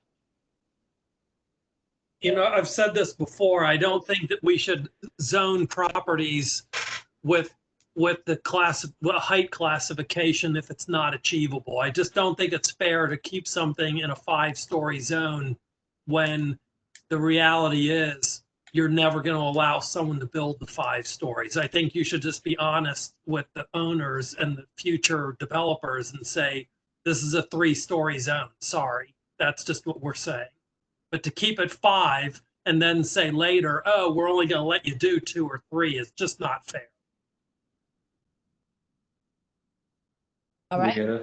Thank you. Other thoughts? This is Leanna. I would just add for consideration, when we look at land units, this is in land unit G1, and maybe if you all would like, we could look at language for that land unit. Putting this into the edge zone would take it out of the form-based option for redevelopment and would carry forward the existing plan recommendations, which I don't remember off the top of my head, but it would take it out of the option for redevelopment. So another way to look at that, if the task force doesn't want to remove this property from the option for redevelopment, is to have more specific language about height for this subunit and this property. So I understand it would be an exception to the height map, but that would be a way to keep it in the general zone if that's what the task force wanted to do, if height is the issue. Well, but Leanna, I think if we took out, as we did with Calder, along homes, yeah, but left the rest in general, that would leave it for redevelopment, wouldn't it? If it's in the edge zone, it's not. Right, but the general zone, if the rest of that block is left in the general zone, it would be eligible for redevelopment. So the suggestion is to take some width of that property and put it in edge. That's what might get real specific, and I would want to think about having language just about height, because then if someone wanted to come forward with a redevelopment, they would know your height. You got to look at your height on that edge, and maybe they put the rest of their height closer into the site. We'd have to look at how we would measure a distance like that on a property. But the other one, we took the entire parcel. I'm looking at a map on my other screen. We took the entire property into the edge. Well, on Calder, we still left a part of it general. But, and then also on that particular section where the Balducci's is, that back edge is edge. That's right. Right, so you're basically creating an L of edge, and the center would still remain general. But we keep cutting it. Just remember that the property is already bifurcated on the back edge by your map. And so all you're doing is extending that bifurcation around the corner and down along the space. You still are left with probably 4 acres there Yeah. of land to be developed at the general level. At the back edge, it's following a parcel line, so maybe I'm misunderstanding if you want to follow the parcel line. We could follow up with some more information too. I don't want to belabor it, but we were following a parcel line on the back edge. And from what I'm understanding, you're talking about not necessarily taking out that entire property, but just a piece of it. Correct, right along the street line. In So, that case, you have an even worse problem because you're running that back edge right on the back of those townhouses. Mm-hmm. And that's a problem. I didn't realize that was the case, but that back edge is right. The townhouses are like 10 feet from that fence. okay, so let's look into it if you would, Okay. and we'll come back because it fits into the land use issue. We have so many, and this is the discussion about so many different now zones and sections within each of the zones, and maybe we're just splitting hairs again, or maybe we're giving certainty. I mean, I could probably argue both ways actually.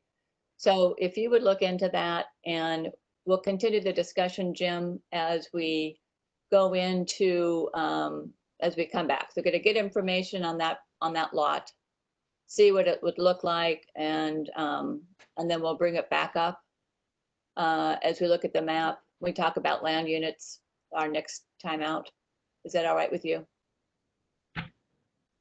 Are you talking to me? Yes.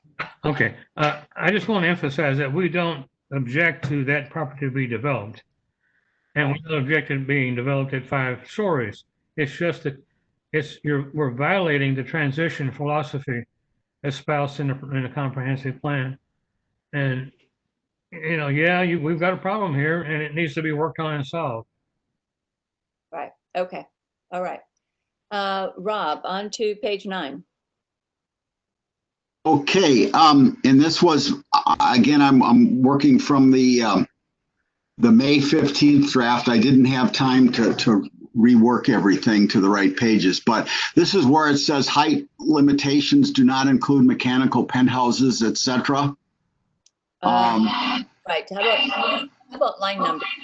I'm sorry, lines 265 to 68, I believe. Okay. And it goes, features do not exceed 20 feet or 25% of the overall building height. I would add on a combined basis, comma, whichever is less. The MCA still feels burnt on what happened in Tyson's with the view. So we just like to say, sure, you can go 20 feet or 25%, but you add the mechanical features and your architectural elements or features together. All right. So who are architects on the line? Rich with this. Wow. Rich, do you have a comment here? Sorry, did you say me, Kim? I did. I think the issue of what counts as height, isn't that determined by the zoning ordinance? I'm not sure we should have different provisions for how you calculate height in this part of the code if the zoning ordinance specifically says that mechanical penthouses and architectural elements are excluded from the building height. Then I think we have to be consistent with what the zoning code says, don't we?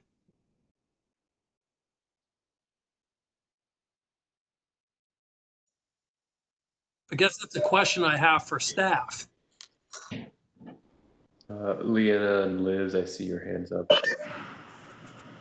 Yeah, I would defer to Liz. Is she there? Is Liz there? Liz, you're on mute if you are here. While they're looking it up, Rich, we should be consistent, but we don't have to be. Muted. This is standard language that we have because you can't, it doesn't count towards height. So it's simply a statement of the way development is done in Fairfax County. And it's just putting you all on notice of that. But that's because of what's in the zoning ordinance, correct? Well, what we're doing is some of this is and some of it isn't. So this, what we're saying, which part exactly are you, what's the number again? Mechanical penthouses specifically. 266, 268.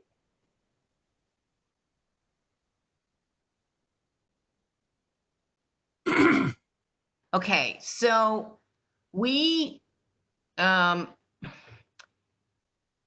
what we did is that the zoning ordinance doesn't specify the exact height. So we said it shouldn't exceed 20 feet or 25% of the overall building height, whichever is less. So 20 feet should encompass all of that stuff and not be, it was a bit of a compromise. It's not the exact language in the zoning ordinance. It's something that staff is proposing. And I actually, let me see. I thought this got revised to 15 feet, but maybe I'm wrong. Because it's been a long time now since we were redoing this one. Do you remember, Leanna? No, we could follow up. I know this would put a limit. This would put a limit on the. Let's see. I'm looking at the line again. This would put a limit on the penthouse height. Right, and that's what we're trying to do. We're trying to give some protection to it because I know, it's. And I don't have the zoning ordinance open here, but why don't we just come back to this because it's already almost 8:30 and we'll come back to you with the zoning ordinance provision for a side by side. How about that? All right, sounds good. Is that fine with you, Rob? Yeah, that's fine with me. All right, Kelly, you had your hand up? You're on mute if you are. Sorry to take you back a page. I'm looking at figure 3, and I thought we had discussed, and maybe this is happening somewhere else in the plan, but including in here a column with the previous current plan levels for residential and non-residential. And then the third column would be the new maximum plan potential. Where are you? I'm on figure 3, which is right above building heights. At the bottom of page 8. I misunderstood that to mean that we would include that in a presentation when this is in a public meeting. But you know, you're talking about the current plan levels, right? Yes. And having that in the plan. Is that right? Right. Yes. We could take a look at that. We do that in other places, and it can quickly become outdated. This is just a consideration for you where, you know, if we say something like in 2020, the residential development potential was X, and then we have some zoning cases come in, and then somebody's looking at this in 2025, it's just not going to, it does give you a sense of what was evaluated for the plan amendment, certainly, but it's not something that's updated regularly. I just throw that out there too. All right, did you have a recommendation, Kelly? Or are you just curious?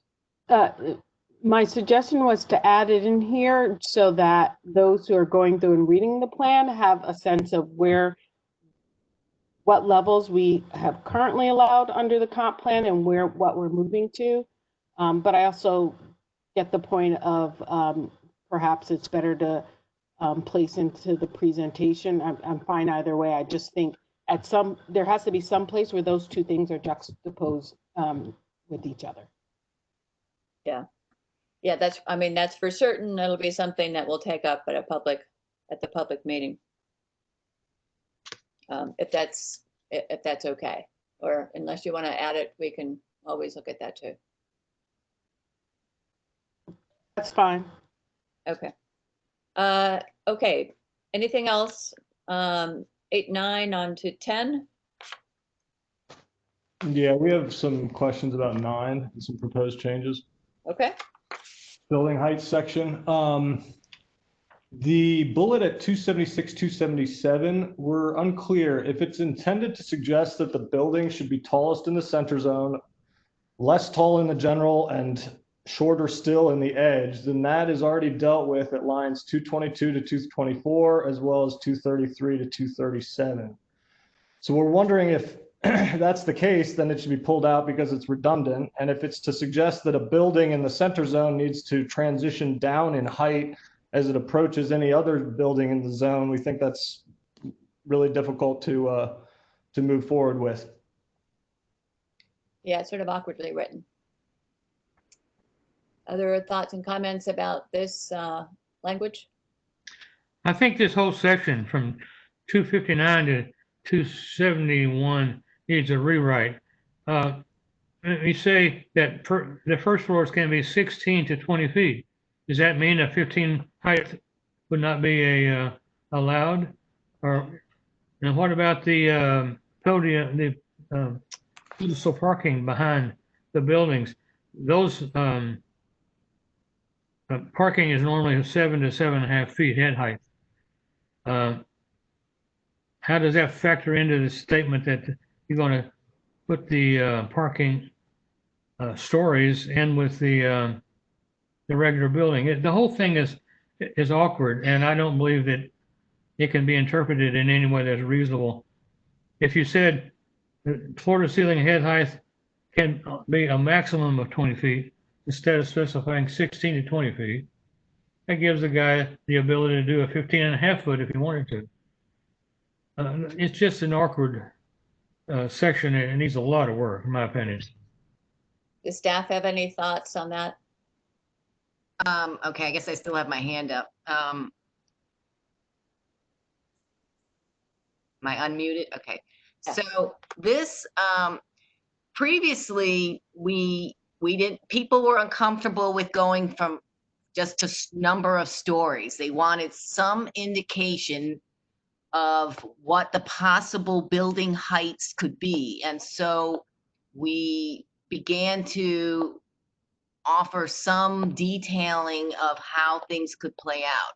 It doesn't say the first floor must be 16 to 20 feet. It says it may be 16 to 20 feet. And that's to accommodate ground floor retail where a particular use, a mixed use building might have retail. So if they don't, they're likely not to do that, and we're not requiring it. But that gives you a feel of what the maximum ground floor level could be. Similarly, we've said what a residential floor to ceiling height could be, and so on and so forth. So you can kind of do the math, I guess, is what's behind this paragraph that people aren't that crazy about.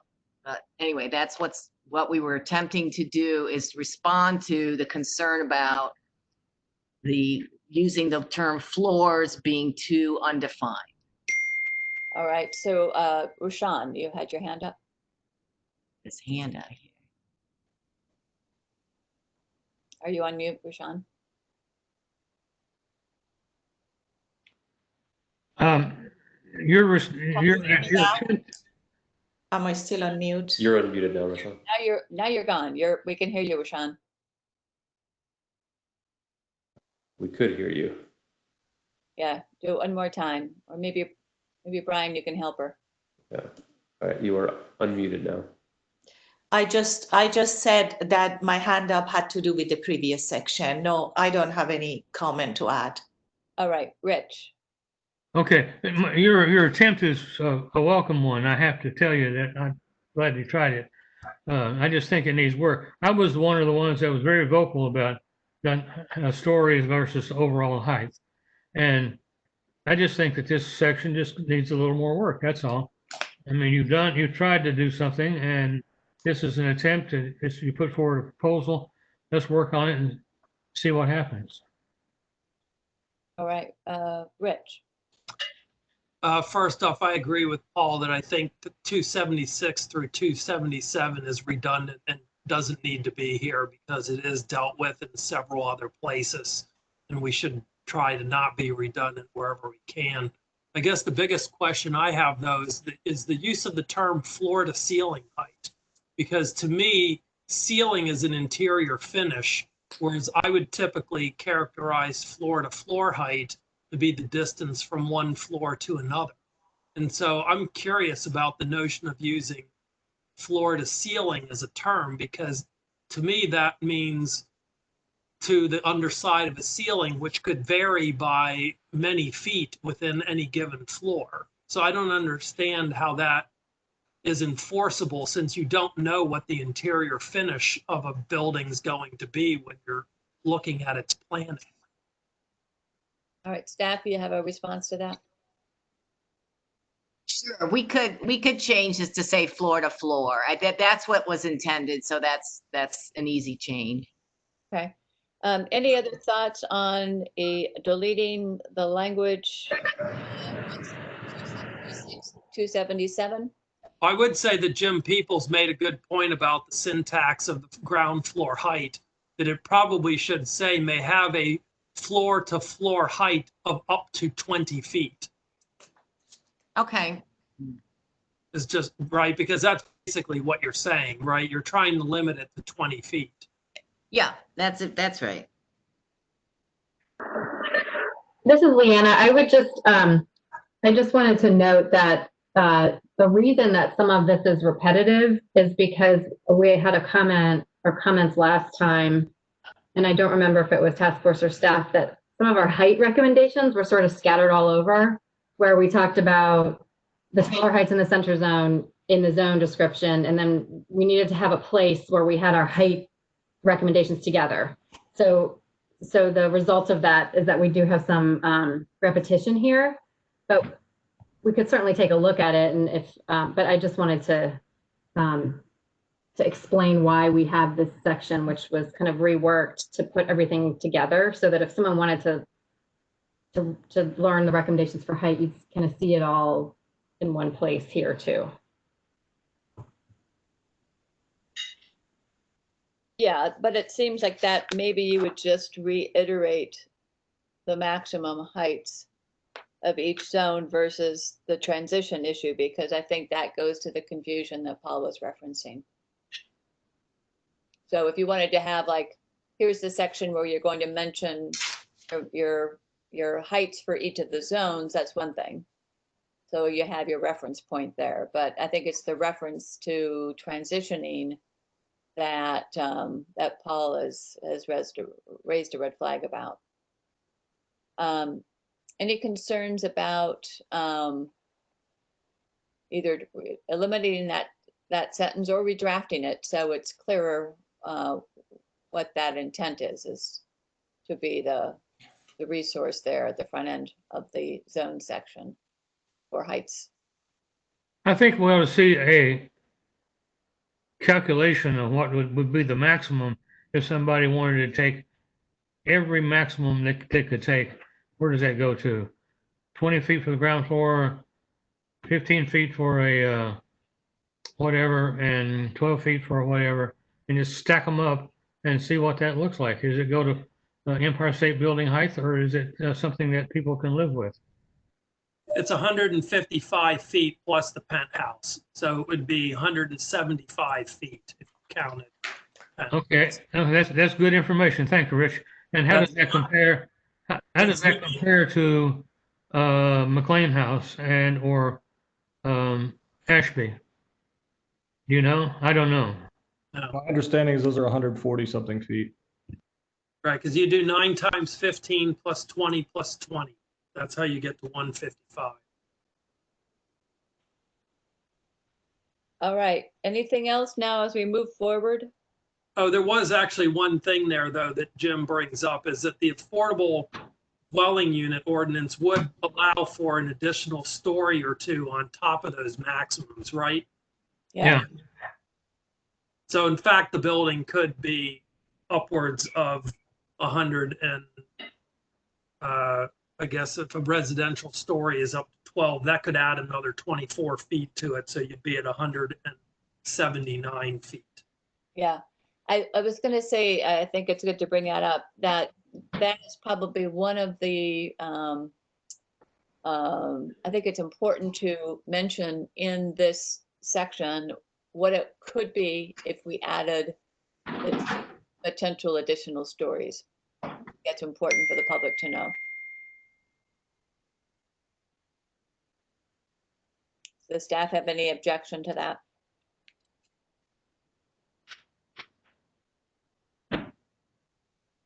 Okay.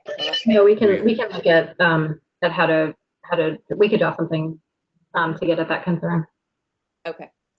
All right. Anything else? Moving on, page 10. Yeah, I still have something on this, Kim.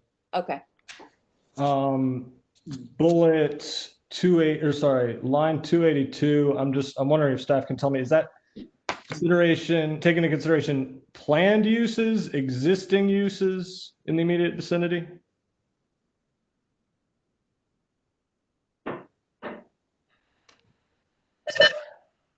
That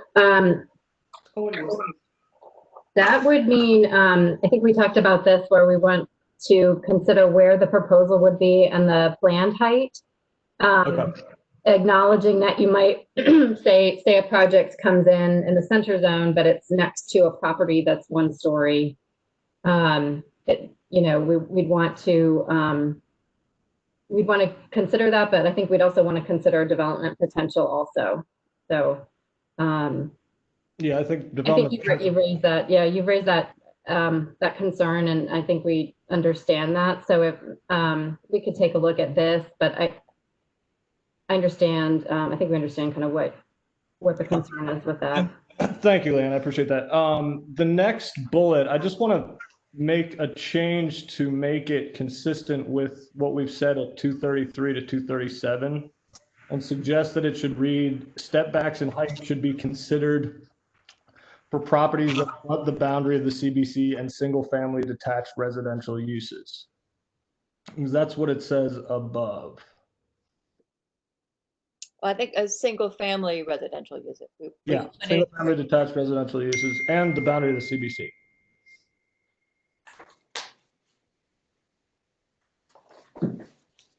So we would take out as a transition between zones and 4.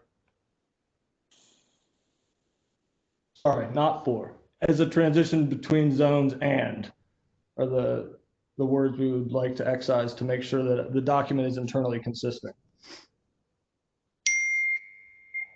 I also want to point out that townhouses are considered single-family houses. Right. They're just not detached, but you're right. So we're going to take out the word detached. No, I'm suggesting that it reads, step backs in height should be considered for properties that abut the boundary of the CBC and single family detached residential uses.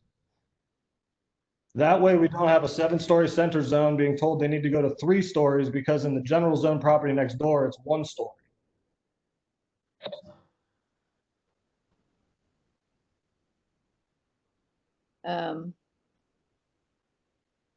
This language is critical for establishing some sort of clarity and consistency across the CBC. Right. I'm just saying for the, for the consistency part, what we did earlier is got rid of the word detached so that townhouses were covered as well as we have townhouses, as we know, throughout the edge of the CBC.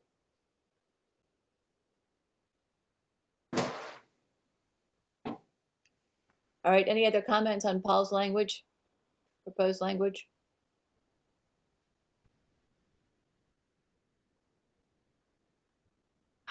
All right. Kim?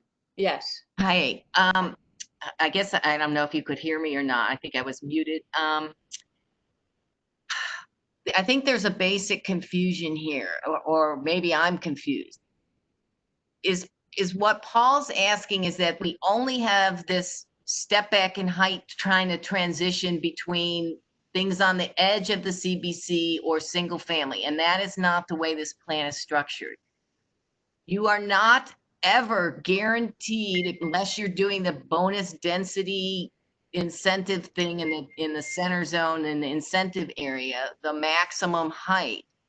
And I know everybody wants to be 100% certain if it says up to 5 stories or up to 7 stories, you get that. But the idea is that's a maximum, not a given.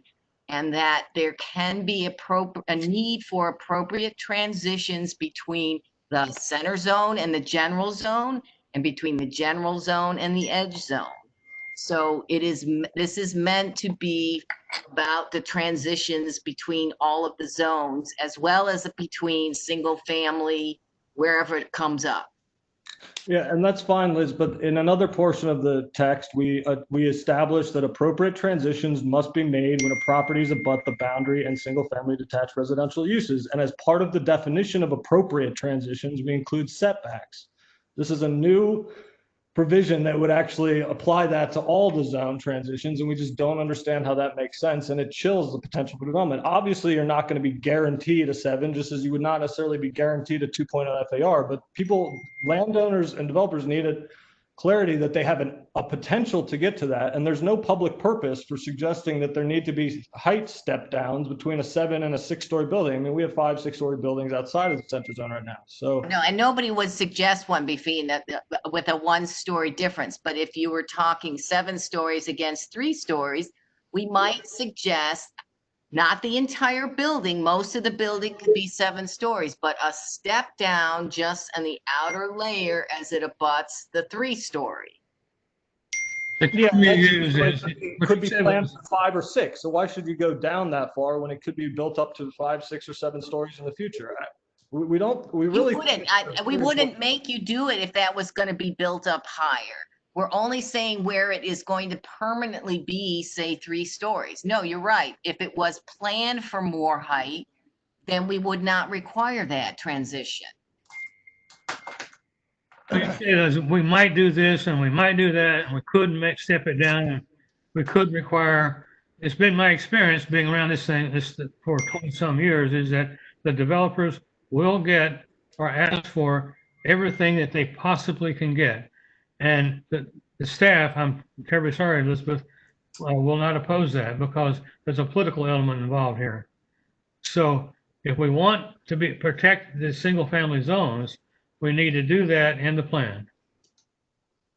I completely agree, Jim. That's why we're focusing on making it very clear what is expected by developments that are potentially threatening single family housing. We also want to make it very clear that 5 stories and 7 stories without all these other exactions are very unlikely to go forward. They might be able to, but they will not even be brought forward if there's not clarity that there is a good chance of achieving 5 stories across the building plate or 7 stories. I want to be very clear about that. We are not asking for 10, 15, 20 stories here. We're asking for provisions that will allow this process to move forward. Yes, I think that the issue for me in terms of transition, and I'd be curious about other people's thoughts, is that, I mean, I guess I just don't want to be so focused on transitioning from a 7 to a 5 or even a 10 to a 7, because that's, I mean, again, McLean is really expensive land, and we need to encourage people to buy it and develop it. And so the only area that is really, for me, of concern is the transition at the edge zone and down to single family homes, whether they be detached or not. So I understand in terms of the concept and how we want it all to look, and I agree with that. But I think all the issues with transition sort of suggests that it is going to be something less than the maximum, unless you're next to another tall building. So others, please,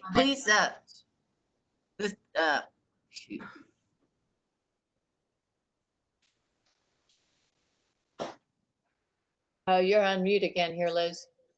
I see your mouth moving, but I'm not pushing for one way or the other. I'm simply trying to clarify what's in the plan. If the preference is to not have those transitions, then we take that language out altogether. But I'm just trying to explain what's in here, and so you understand why this sentence is in here. I think And obviously, you're trying to give us this a sense of a concept here, and I understand completely. I think we want to move in a different direction, I guess, is what I'm thinking. So Kelly, you had your hand up.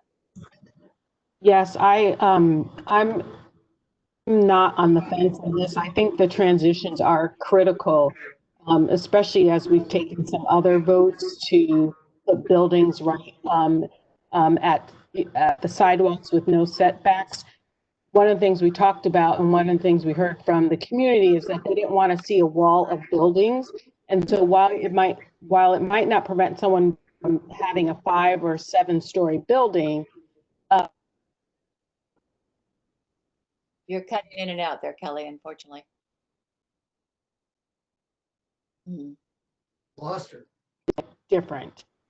So I think those transitions are critical. And also, at least as I read this language, this is not just to the edge or general zone. This relates to the center zone as well.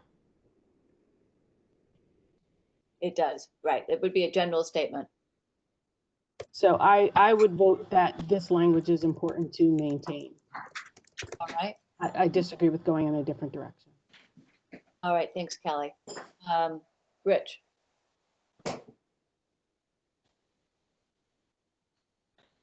Sorry, I forgot to take my hand off. Okay. Any other thoughts, comments on keeping this language in, out? Rashawn, is your hand up? No.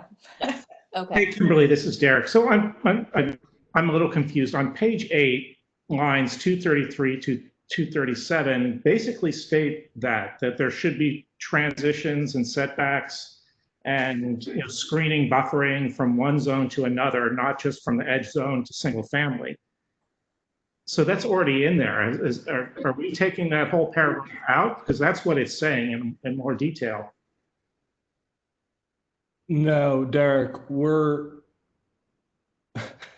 that paragraph says that you should have transitions. It could be use, it could be screening, it could be a different facade treatment. You should consider your neighbors at boundaries with zones, but that when you are transitioning to outside of the CBC or to directly onto single families, that you apply appropriate, which should include setbacks or step backs, that is. So we agree with there should be transition. You should be considering a transition at zones. We're suggesting that you shouldn't be required to step back in height when you're going from 7 stories to 5. So yours is much more specific.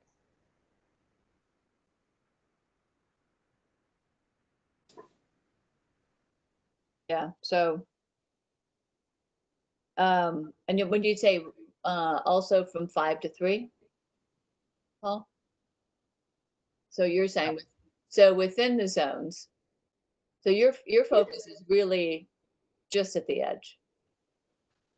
My focus in terms of making sure that the height and massing is not overbearing is yes, for those that bought property outside of the CBC. Yeah. My primary concern on that, in terms of that provision. Yeah, well, any other thoughts on that? Bob, I see your hand is up.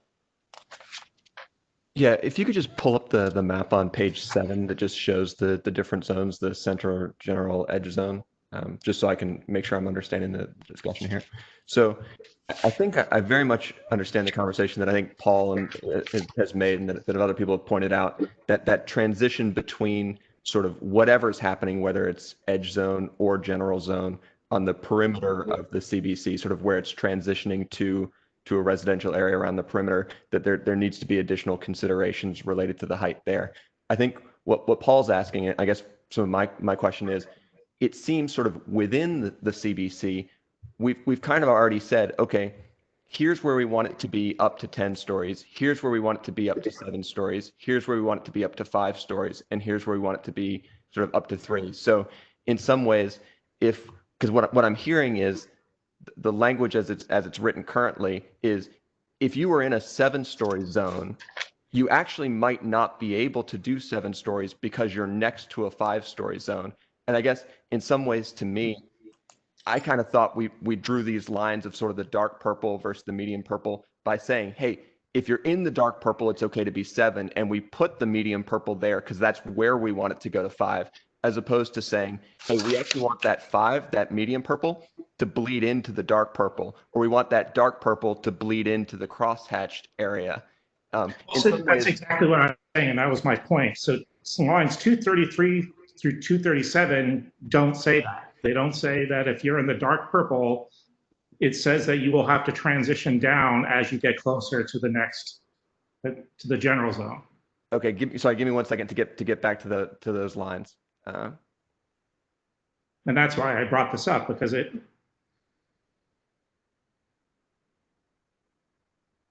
So I think there'll be transitions between zones should be considered. Yeah, I think when properties and Yeah, sorry. I think the line specifically that I was talking about was the 284 and 285, where step backs in height should be considered as a transition between zones. So to me, 284 and particularly 284, step backs in height should be considered as a transition between zones. That was where I was getting confused, because that started to sound like a transition between like the dark purple and the medium purple. Not so much. Again, that's what I think exactly 233 and 237 is saying that. While the zones themselves establish a clear development pattern, transitions between the zones should be considered. That's what that says. Mm-hmm. And special care, and then that's an additional thought, and special care. But you take the first 1.5, 233 and 234 says that there's going to be transitions from the dark purple to the medium purple. Right, Elizabeth? Step back. What's that? Yeah, Derek, sorry, I just want to clarify. The transitions can be any number of things that do not necessarily need to be step backs. And that was, I think, the hierarchy that was attempted to be set with 233 to 237, which is that you should look at the transition. That could be a change in use. That could be a facade treatment. It could be screening. It could be landscaping. There's any number of things that qualify as transitions, but that we require appropriate transitions when they look outside of the, when it goes to outside of the zones, and then we define appropriate transitions as building setbacks and step backs. So I'm addressing what Bob was saying, that if you're going from the center zone to the general zone, transitions may be required. And I guess my only question was, by transitions, Can we go to the text? Where is it? Sorry. This map isn't helping. If somebody could move the. Right, so we're talking about. 233, please. 284 and 285. Yep, just down a little bit further there. 284, 285, there you go. Setbacks in height considered. What is, where can we see 233 or whatever that was? Yeah, one page up. On the previous page.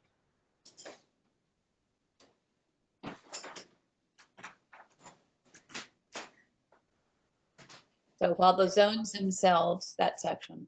Yeah, well, maybe Elizabeth can explain what that 233 in the first half of 234 means. Because I'm reading it perhaps differently.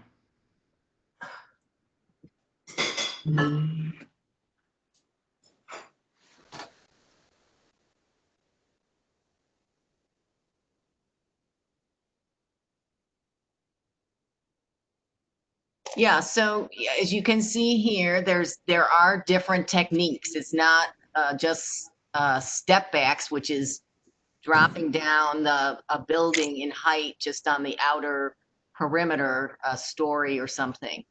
There are other ways to transition. I think if you look at them, so the idea is that obviously 2 stories, not obviously, but 2 stories difference in height is generally not considered an inappropriate transition. However, I think there may be some places where we have a center zone against an edge zone or something. So the idea is that generally you can get the height you want. But I remember a lot of discussions, for example, I think it was on, is it Ingleside or what's that street with the townhomes? Right. That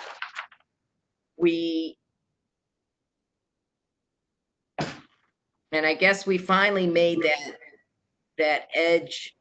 Let me see, what color is it? Can't tell on my map. Let me go to the map a second. The map on page 7. There. Yeah. So it looks like we did, Ingleside, we did do the general zone there to respond to those townhomes across the street.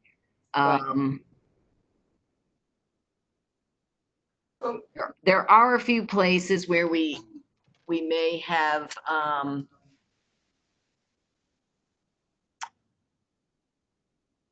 just trying to look. It looks like generally we have edge zone against general zone. I'm trying to see if there's, center zone against general zone. There is Fleetwood. Fleetwood. Yeah, there's one place. So with existing townhomes. I don't know where you are anymore.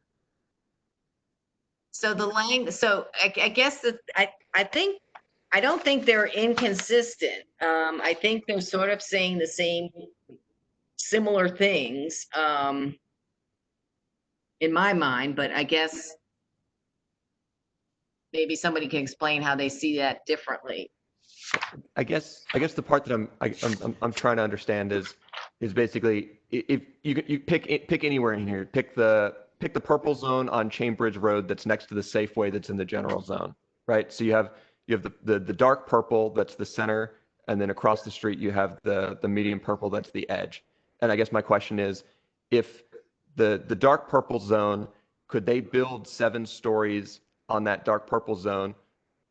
Or would they need to, within that dark purple zone, go down to 6 or down to 5 because they're adjacent to a medium purple general zone?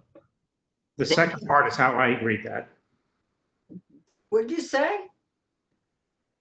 I read it as the second half of what Bob just read. So so they could go to the 7 stories, and the general zone next to it could go to the 5 stories. That's an edge zone. I thought you said medium purple. Yeah, I'm talking about literally the Safeway, which is the general zone, which is allowed up to 5. And I'm talking about the Madison Deli building, which is in the center zone, which would be allowed up to 7. And so my question is, there's 2 ways that this goes. Either the Madison Deli building in the center zone can go up to 7 for the whole site, or it has to transition down to either 6 or 5 as it gets to the edge that approaches Old Cambridge Road and the Safeway, because it's next to a general zone property. So which of the 2 would be how that site would be developed? So it's the first one. It can go to the full 7, and the giant site can go to the full 5. That, again, 2 stories is not a big difference in height transition, or it's not a big differential. That's why we have those. We have up to 5 and up to 7 because they're generally appropriate. Now there may be some, let's say the giant came in first and there was something there that it might be in some way that you treat the building that's just being a little more sensitive to, say, it was a residential development on the giant site. And that's why there's a different list of things. So I guess, sorry, I was talking about the Safeway site, but I guess the question is Safeway site. I'm sorry, wrong supermarket. So when you're looking at that 7-story building, are you comparing it against what could be developed on the Safeway site, or are you comparing it against the fact that there is a 1-story building on the Safeway site in terms of looking at what could be developed on the Madison site? It's not. It's planned potential, because that would be absurd. But if the Safeway site came in first, it's kind of a little bit of who comes in first, and then you got to be a little bit respective of your neighbor and what they have going on in terms of how they relate to one another. That's how developers work. Does that make sense? I think so. Then I guess it just gets a little gray because now it starts to become a timing question, right? Because you're saying that if somebody put a new one-story building on the Safeway site, even though the plan potential is 5, because that building is new, it now changes what's possible on the Madison Deli site. Which No, seems, no, it's still the plan potential because that would still be viewed as interim. Anything that doesn't get approximate, and I'm not saying it has to be the full 5 stories. Maybe they built 4 stories, but you know, to come in and just scrape it and put another retail thing on there would still be viewed as interim as far as the plan potential is concerned.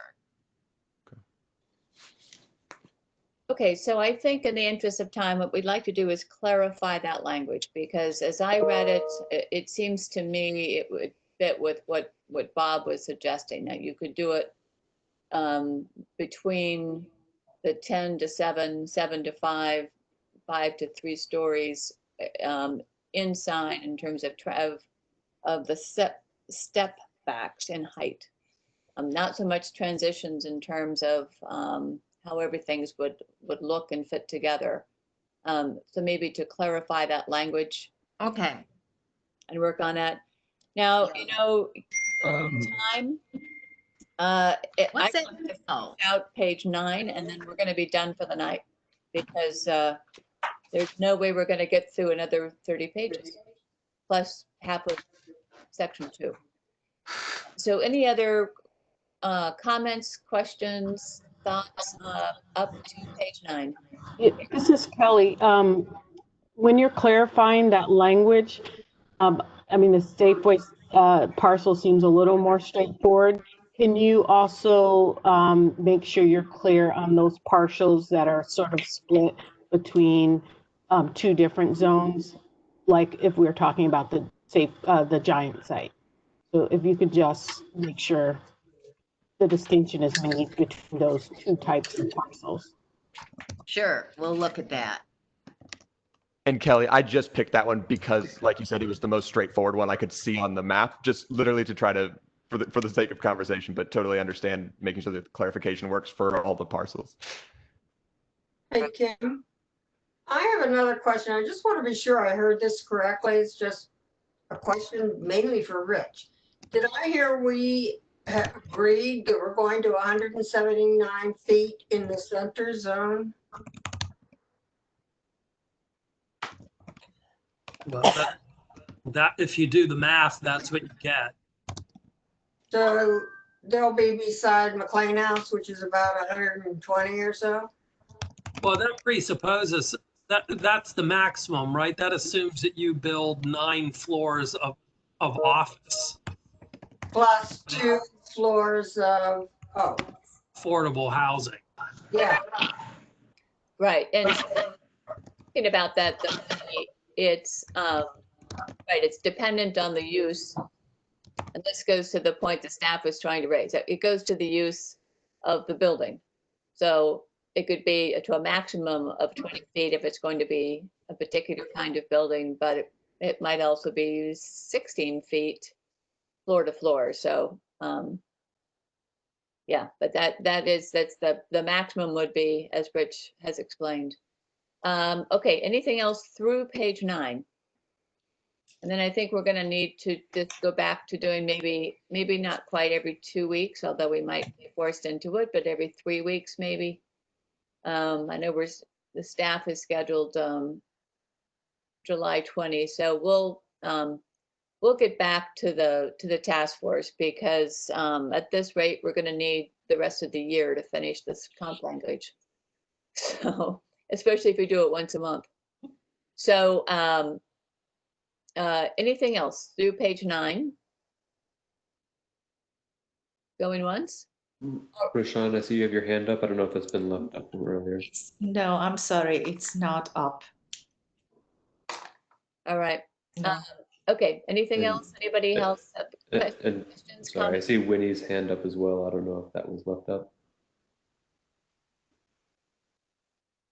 Yeah, I think that was earlier as well. If so, Winnie, you're on mute. Okay, we'll get back to the task force with the schedule. And thank you all very much for doing this first call via WebEx, and hopefully you thought it went well in terms of using this particular software. So thank you all very much. Thank you. Nice seeing everyone. Thank you. Thanks, Thank Kim. you. Thank you, Brian. Thanks.